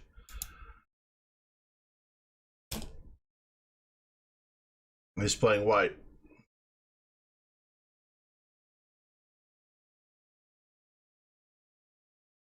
Witchmaster, yes. Taking a quick peek on the 19th. We didn't do the 19th yet. But there are a lot of chess masters. Hey, Luna, you and Jose Capablanca are in leagues. Yes, it is you and Jose Capablanca, the world chess champion. You have the same birthdays.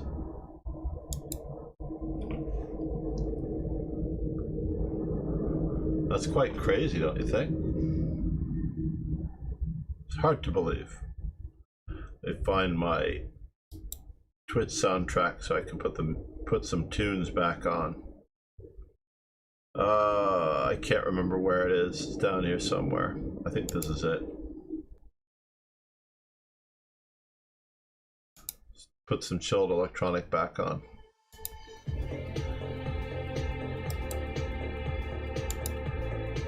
I definitely have to put in Capablanca, but I can't change my formatting just yet. I need to finish the year just now while I can.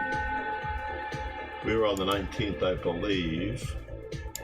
We're going to do the 25th, which is Christmas Day. Yes, I will be streaming on the 25th. I stream every day. I streamed on Christmas last year. It's how much I dedicate myself to training every single day.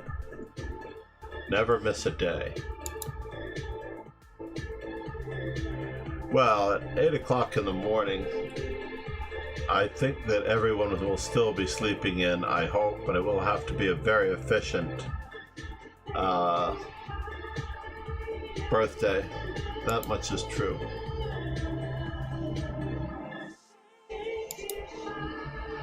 One of the favorite things about the links, by the way, in the chat, by the way, Emmanuel Lasker is on December 24th. For anyone who missed it. Rachel Crotto is the only one I have for Christmas at the moment.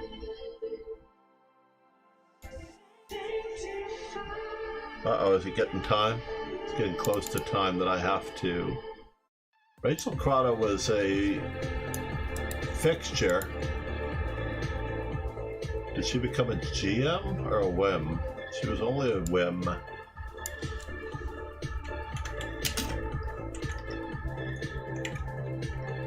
I can't fit her title in, short of making birthday shorter.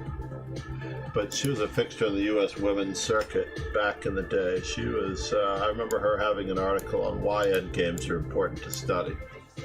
I do want to do an entire endgame study, and that may be today.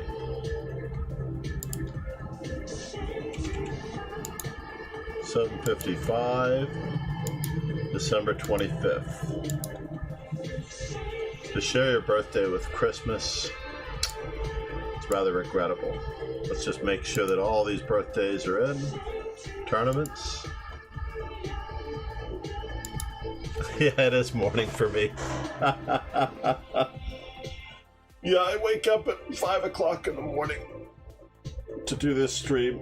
Actually, I wake up before 5 o'clock in the morning, but I usually manage to get out of bed by 5 o'clock in the morning to get this stream going. It is now almost 7:30. Have we been streaming for 2 hours? In 8 minutes, yes. On both counts, we will have been streaming. So the 25th, 18th, 19th, we're good. 25th, 26th.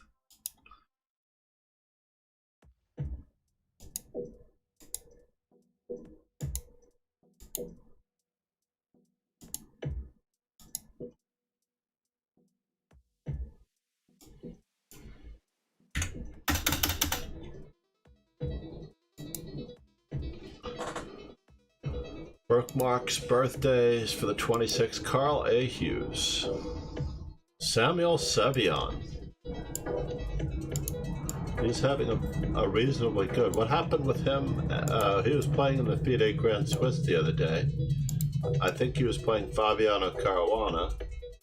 Does anybody have the result of that game? I wonder.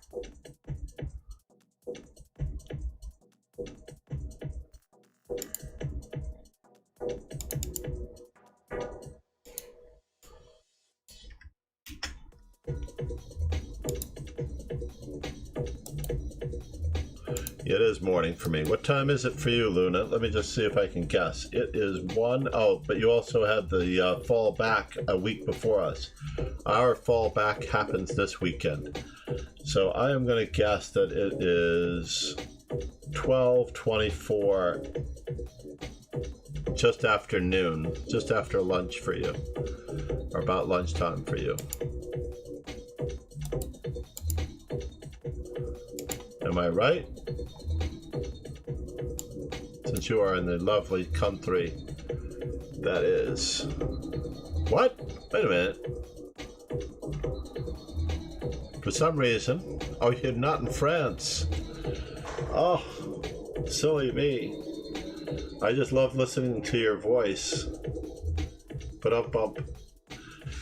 The lilt of your accent. Quite priceless. And therefore, I guessed wrongly. I thought I knew where you were. I can't remember where you were now. You told us on stream the other day when I was watching, and I cannot remember, to save my life because I was just enjoying the sound of the stream too much.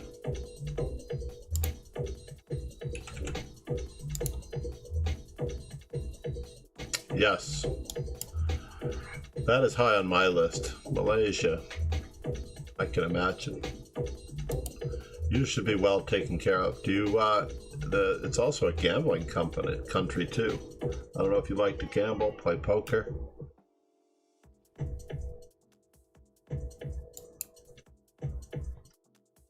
And December 31st would be another chess player's birthday, I believe. Who will it be? The other Lasker. Jennifer Shahadi's birthday is on December 31st, New Year's Eve. It's a tough one, but everybody's celebrating her birthday. Swedish Grandmaster Emanuel Berg on the 28th. You gods, folks.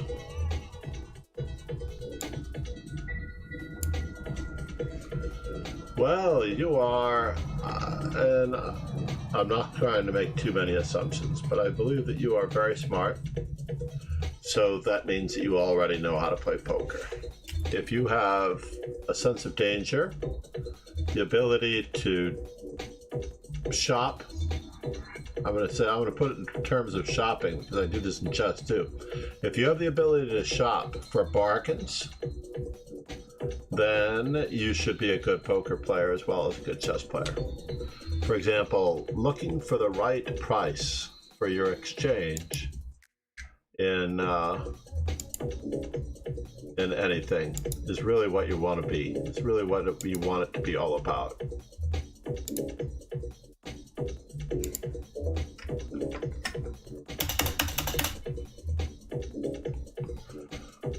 That which is relatively true.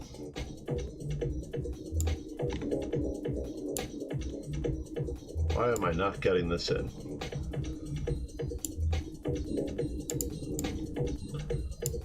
What? Bertold Lasker? Amos Byrne? Bertold Lasker, by the way, Emanuel Lasker's brother.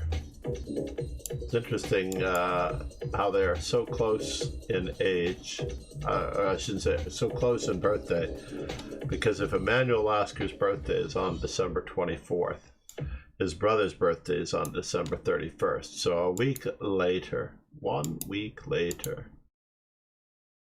Uh-oh. Cancel. I have a feeling I'm overriding a date here. Cut. Discard changes. Duplicate.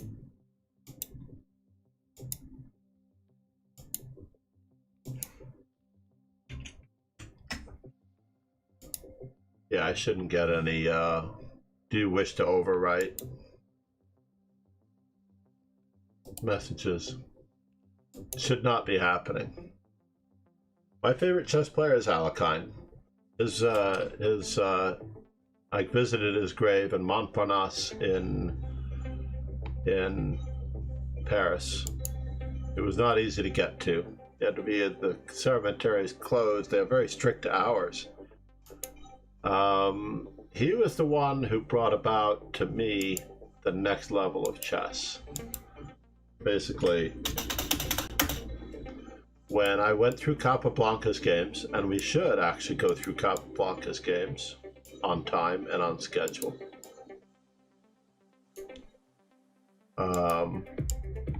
With his birthday.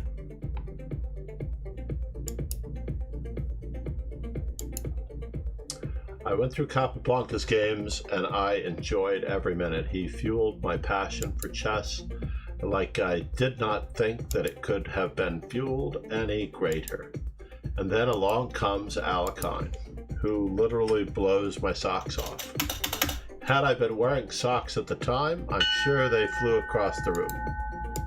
There's no doubt in my mind that the socks were completely off. by the end of that moment in time.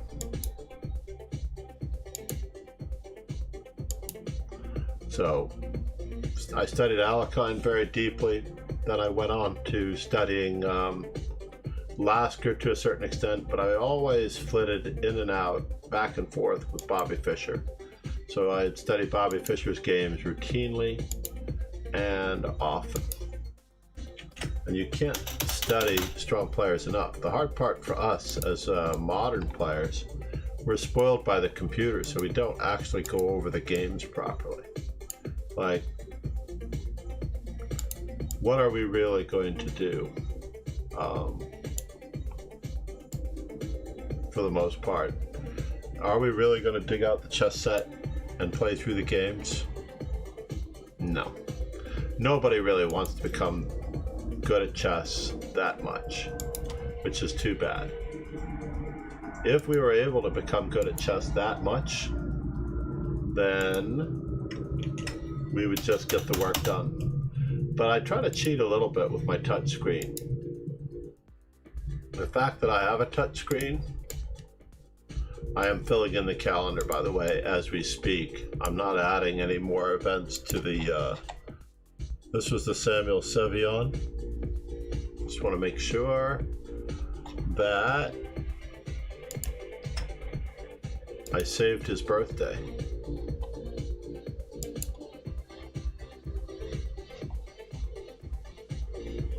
Yes, on the 26th. So the calendar is relatively complete. Yeah, everything was on the board.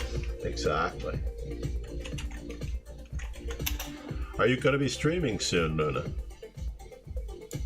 Should I make way for you? Not that we are in the same, we're not in the same category at all, for the most part. You are simply amazing. And when you apply yourself to chess, I think the only thing that I was awkward about is that you have a no backseating policy. And I want you to amend it. Ever so slightly. So, for example, I have a billiards league, right?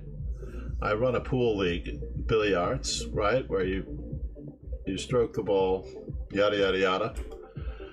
And in our leagues, because we have stronger players available, we have a lot of players that don't get to learn while they are playing, unless they're allowed one coach or two coaches. So for example, on a Monday night league, which has the least experienced players, and I'm not saying that you should amend your backseating policy all the time or permanently or anything, but you can make an exception every now and then, because what you really want to have is the ability to apply yourself and then compare your solution to what happened. And I think you did do that, actually, to a certain extent. I think you did not want to look at chat, even though there were ideas there. I would only give ideas. I try never to give moves. And no, that's true, but you don't have to look. What I usually end up doing is I put something over the chat window for that period in time while I'm doing it. And then only after you've made up your mind and your decision. And when I do it in, let's take Puzzle Streak, for example. When I do this one, right, like I have a separate screen here, the chat's over there, and I come to the conclusion that I find my weaknesses. First off, I find what I'm threatening, I find what's not well defended, and I look upon it in this manner, taking material. Then I might come back to the chat, and in a way, rather than, I mean, it's not easy, obviously.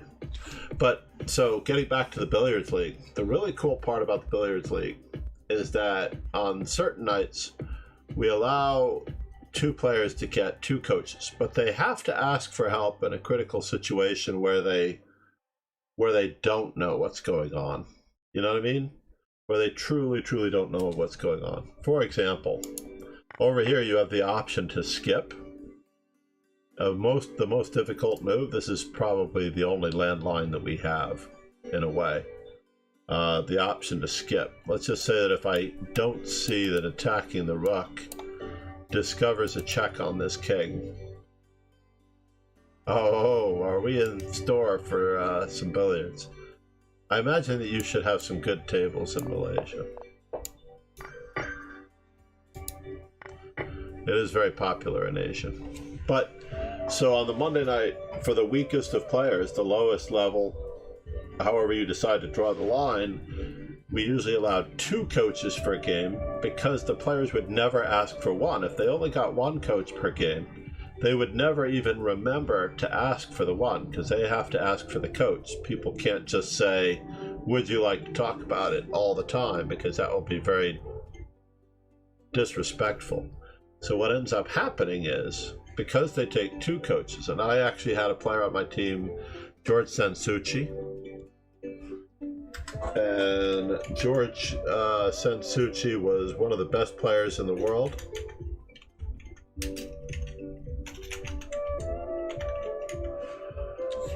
And as a good friend, he would coach me among my limited number of coaches. Wonder if this will link to the right place. And to this day, I still remember his advice in solving certain problems at the table, because he was able to give me only so many coaches per match when I was truly stumped. You know, he would help me out. He died very young, unfortunately. Drugs are the bane of our existence to a good extent. But George Sensuchi is buried a little bit further up. But he left an amazing impression on me in many positions, because I remember once I asked for a coach. I was really stuck and I was so scared. I was death-defyingly scared. I was like, if I lose this game, our team is going to lose. We're not going to make the playoffs. And I say, George, can I get a coach? And he looks at the table and goes, you already know what to do, kid. Just do what you like to do. And he was right. I was like looking at it for a moment, and then I decided to play the aggressive shot with the safety included. I played the bank shot, and I banked the ball down the long rail. Put the cue ball over here for the next ball. And he was absolutely correct. That sometimes you already know what you need to do, and then you just have to follow through on your ideas. So that was one of his amusing coaches, you know, where he says you just have to believe in yourself. You can't ask for a coach because you're afraid, but you can take certain lifelines, and that was important. And as a result, I've taken the same approach a little bit in chess as well. So, rook to d1, or do we take the free pizza? Oh no, I didn't see mate in 1. Ah, I'm glad you didn't see that. No, I really do have to do puzzle streak just because I don't want anyone to see that I had a 3 as my max run for the day. Up a pizza. Finish right where we left off. Discovery on the bishop. And a discovery on the knight. And when the knight blocks itself, we're going to capture on d5. Just to simplify this position. This is a back rank mate, which I will get 20 of on cheese.com. 20 of them, I tell you. Here's a nice fork. As he gets out of check. Let's fly along here. Simple mate in 1. Let's not overlook those again. Winning a queen that appeared to be invulnerable because of the pin. Learning about our stuff. Pizza delivery. I can't get over it. Pizza delivery. Check. Check.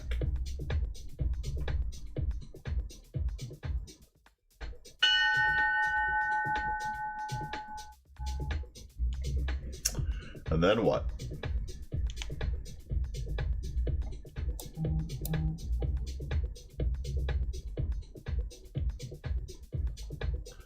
Aha, how about check, check, and then check? I do not know. I'm going to let this one sit for a moment. The really great thing is that you don't have to move. What could we be doing in this position? Find the best move for white. Candidate moves are queen to g4 check, rook takes f7 check. Looks to me like queen to g4 check should be better, because no matter where he goes. Then we have check, followed by check, and we also have it coming in. Two different varieties.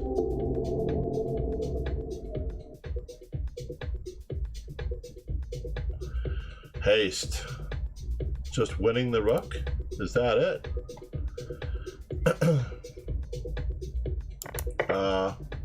I'm down too much material.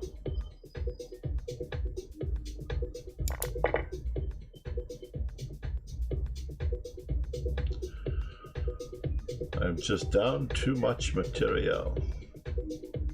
I can't allow this to promote. Got it.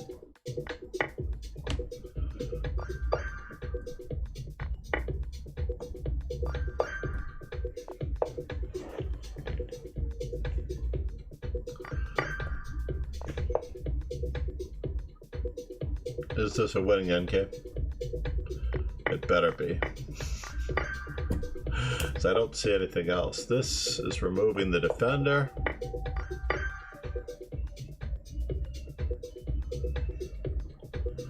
And I'm not done with my birthdays yet, so I should be very, very careful about these birthdays. 1 second. Go on to the next one so people have something to look at.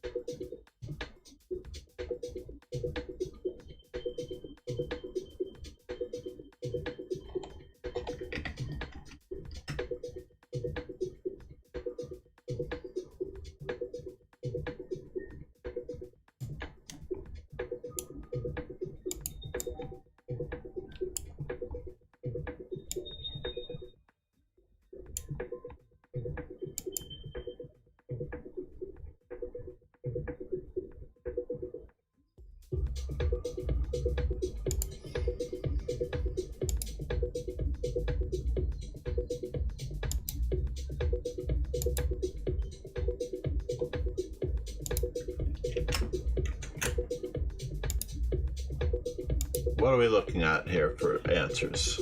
What are we looking at here? Before I have to take my grandson to school.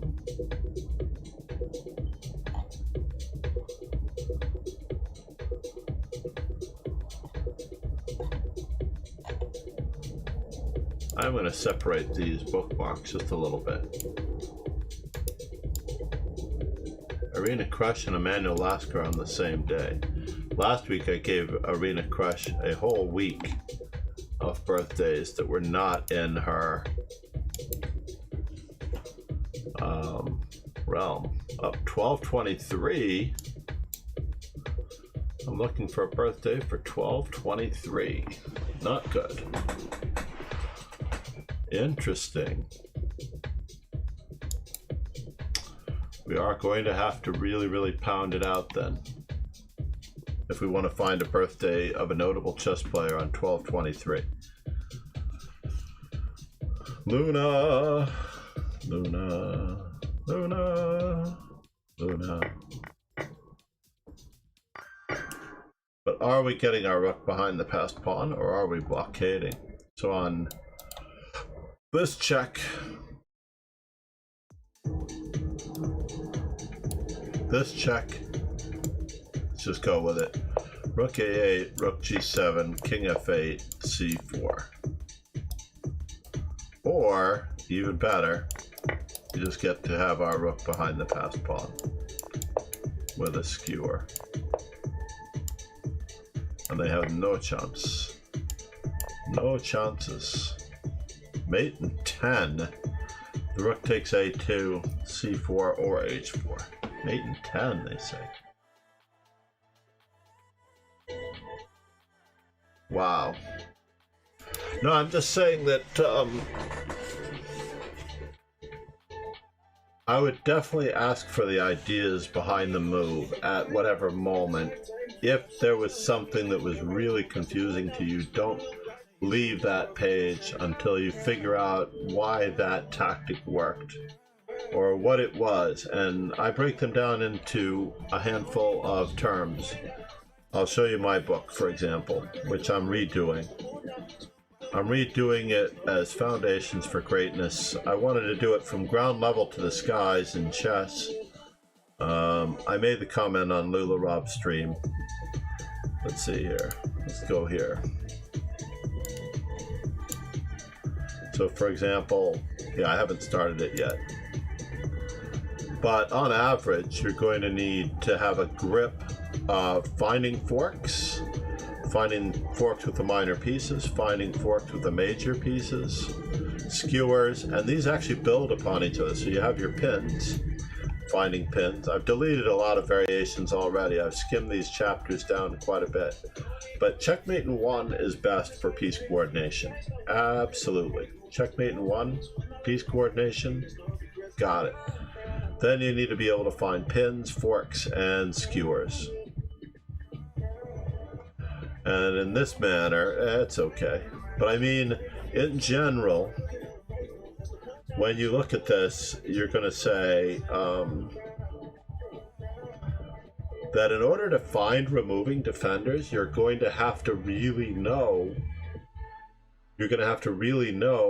how to use and take advantage of pins and discovered attacks, taking advantage of skewers and finding forks, because you're going to weave them all together. So in order to remove defenders, these are the two most difficult courses. I'm going to renumber these courses actually, but they were like the building blocks of the core level 100. 100 basically means 100 level is like the first year classes you take in university that you just have to have, right? So these are the first year university themes that you have to have. And then finally, the last method of winning is promoting pawns. But unfortunately, because there's like 1,200 exercises in this, it's got a very difficult, it's very difficult to get through it. So when I do publish this, I've already taken it off of the publication the first time because I just had too much work to do. So there are over 1,000 variations in this, and I think that I should get it down to about 3 books of 300, give or take. 3 books of 300. Maybe 3 books of the magical 300 in the Russian lore and Russian lore. Then, for example, you can't do Encyclopedia of Chess Combinations very easily. It's just not that easy. Removing defenders in the basic form, for example. Do we want to do this as a learn next? I'm going to go back. Here's Sam Sevian. Ironically, he's coming up in the brand new edition. Let's just overstudy one here. For example, in this particular one, we're going to have to remove a defender. So this move is pretty obvious. And then the next move in removing the defender, or at least finding another tack, is finding the candidate move on this side. It would be very easy to go in this direction and then down. This is the Encyclopedia of Chess Combinations, which I highly recommend for very advanced players to test their skills against the moves of some of the greats, like Women's World Champion Maria Musicek. Yeah, I have not yet dedicated the book to anyone, so you never know, Luna. Nudge, nudge. I have not I have one person in mind. Yeah, so you actually have to decide. Now, the cool part is that this move is not so hard to find. given the fact that you have to see the second candidate move, which is that one. So once we know that the king can't move up because of the discovery on this one, this is a discovered attack. Like I said, the basis. And then we come in over here. Now we have to just decide how we're going to continue to checkmate our opponent. And we are limiting him in only 2 lines. This forces the king up. And then we can actually... Hold on, I'm going to take off auto next. Where's my auto next?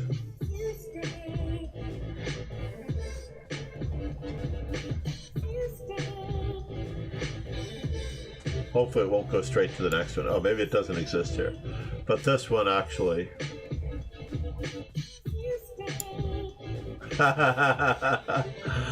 but actually all we need to do is see the checkmate in 2 moves.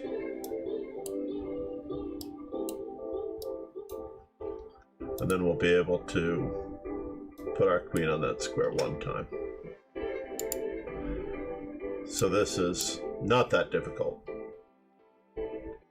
But the Encyclopedia Chess Endgames, Chess Middle Games, Aronian versus Grishik, this one really got me. This one is really hard. I did not completely understand this one entirely, because this was very subtle. Now we always have these 2 moves, but we need to bring up the attacker. So that once we do play Queen F6, we'll be able to shish kebab him. And let's do this one. This one's also relatively difficult because once you get in, some of this is pretty normal.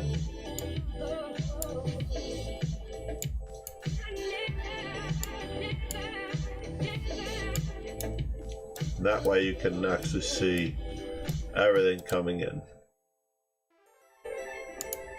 for the most part.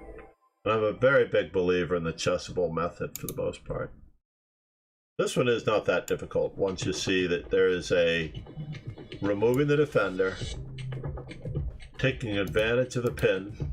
All in these situations, we just have to remove the defender of the knight again, or expose the king, and then capture, because when the king comes up to this square, we're going to capture and fork.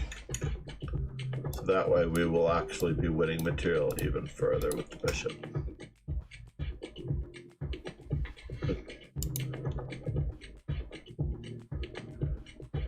Sam Sevion versus Cordoba.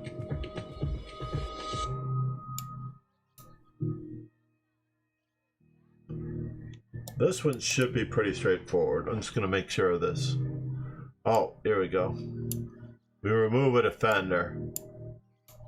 Removing defenders, and then all we really want to do is get our rook to the E file.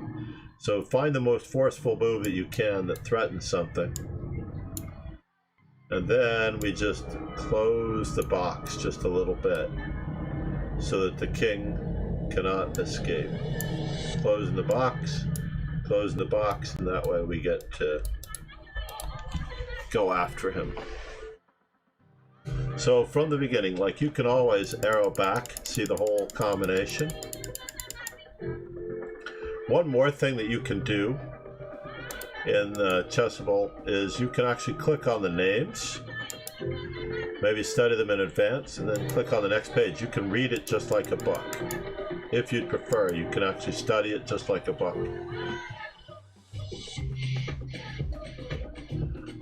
This is the Encyclopedia Chess Combination 6th edition. We got Donnie out of the woodworks. Donnie and I, back in the day, would have had the 1st edition of the Encyclopedia of Chess Combinations. I'm going to dig it out. Oh. I don't know that I have all of them.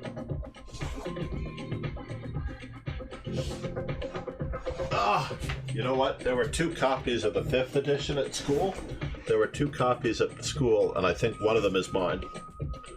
So we, of course, have the original that Donnie and I studied way back in the day. We can even see this.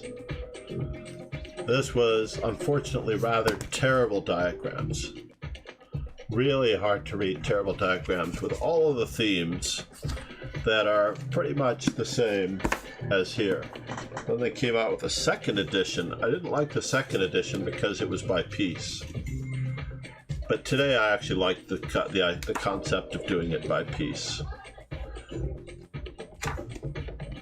And then the third edition was back to normal to a certain extent. And then the fourth edition, which I had signed by Magnus Carlsen, because I didn't have anything else on me at the time, and Lillehammer. I mean, honestly, I can't make heads or tails out of his autograph. I'm going to have to get it again. And then we have the latest edition, which is the 6th edition, the one we're studying here. So theoretically, I could look up the answers if I needed to, but let's not do that. So for the most part, yeah, I am doing my own book, Foundations for Greatness, and I'm going to try to do it in 3 parts. I'm going to do the 3 parts to build on the skills that you need to know in order to use the pieces in every direction in a wax on, wax off format. Wax on, wax off. If you've not seen the original Karate Kid, then that pop culture joke is kind of limited. Uh-oh, my grandson is not doing well. Oh no, Lasker Move by Move is now on Chessable. For those who enjoy Lasker. Tempted to push that button right now. But let's finish the Encyclopedia of Chess Middle Games first. Road to Chess Improvement by Yermolinsky was priceless in the printed edition. I can't imagine them improving on it. Andras Toth's videos within his Chessable courses.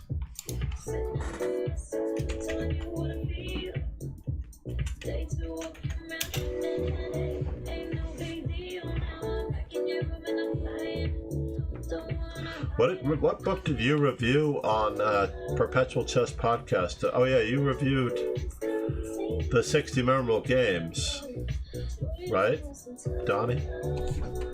I enjoyed that episode. That was the most recent one. I'm trying to think. I'm not going to do it.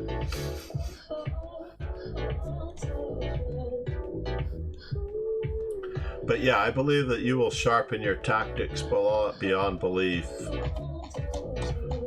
with the Encyclopedia of Chess Combinations. But for you, Luna, I would recommend something slightly simpler. I don't necessarily know that I can think of one. That's what my book is supposed to do for you. And once I get this one out, I'll send you a copy, Luna. I'll share a copy with you because I'm allowed to share 5 copies with each book. This one I had an exception because I had a coaching deal with Chessable. But as it turns out, my grandson is off to school.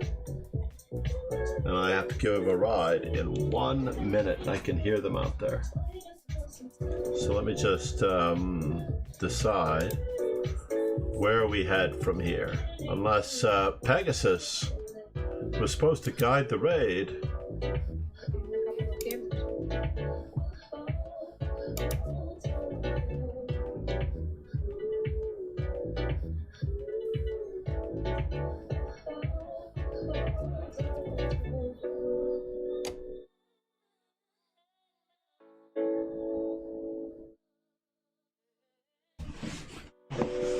Well, all you need to do is follow me on Chessable.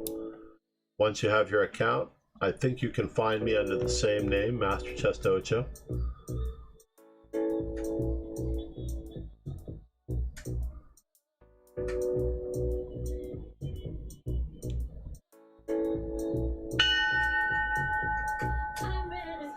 So let's see here. We have the Grand Swiss. Anyone else worth following? She's just doing something really random. Blitzstream is France. I'm positive that he is covering. And we'll also do some of the settings as well. There are a couple settings that you need to know about when you're doing this. For everyone here, and this is clippable, hopefully in just a moment. Let's just take this one. I'm just going to do one of those again.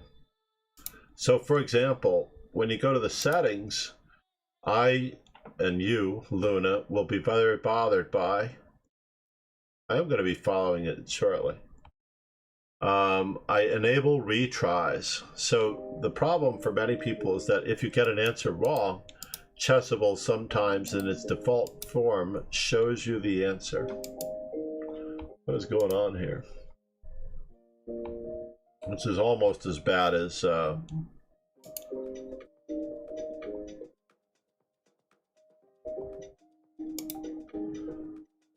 here they have all of their chapters as well. Oh, I didn't want to go there.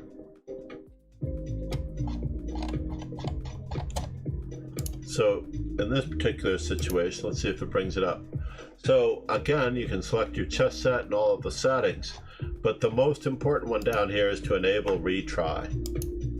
And I have it set for 19, Luna's number. I didn't have that on purpose. I almost chose 99, but I decided to cut it off at almost 20. So maximum tries for a mistake, that way I can do it. I have the timer stopped. I always stop the timer, and if I find a checkmate other than the checkmate that is in there, it's always correct. The next most important thing to turn off in the settings, I don't know, I brought it up in another window, is when you browse on the right hand side, you want to turn off the timer. I like to put it on infinite. 300 seconds, of course, is the default for this book per exercise, so they only let you study it for 5 minutes. But I almost always just turn it off. And Capablanca. Exactly.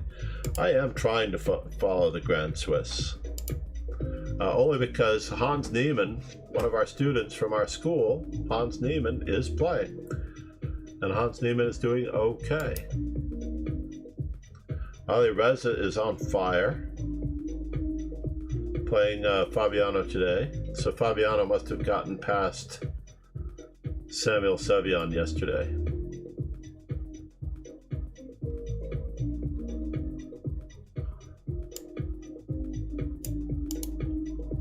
You know what I'm going to do, because Fabiano is being covered here so well, I'm going to send us over to Ali Reza Farouja. How do I get there from here? What's the easiest way to copy this fellow's address? This way. There we go. I have to refund Pegasus.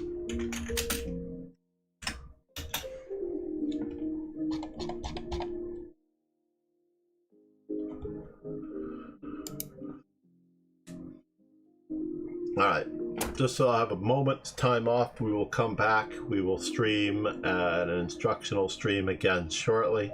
If Luna wanted to whisper me a possible collaboration time, I don't know that we could do that today. But if she's going on in 2 hours, it might be possible. Luna, always a pleasure. Oh, Thinker Teacher. Hold on, what am I doing?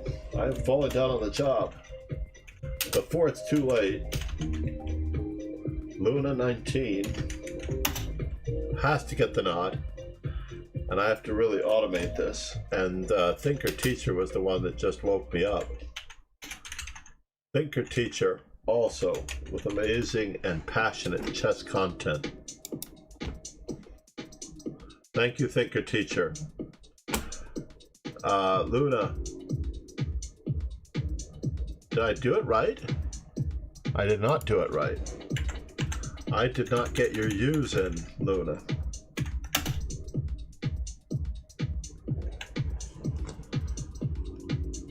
Can't believe you have the same name. Have a great day. Cheers.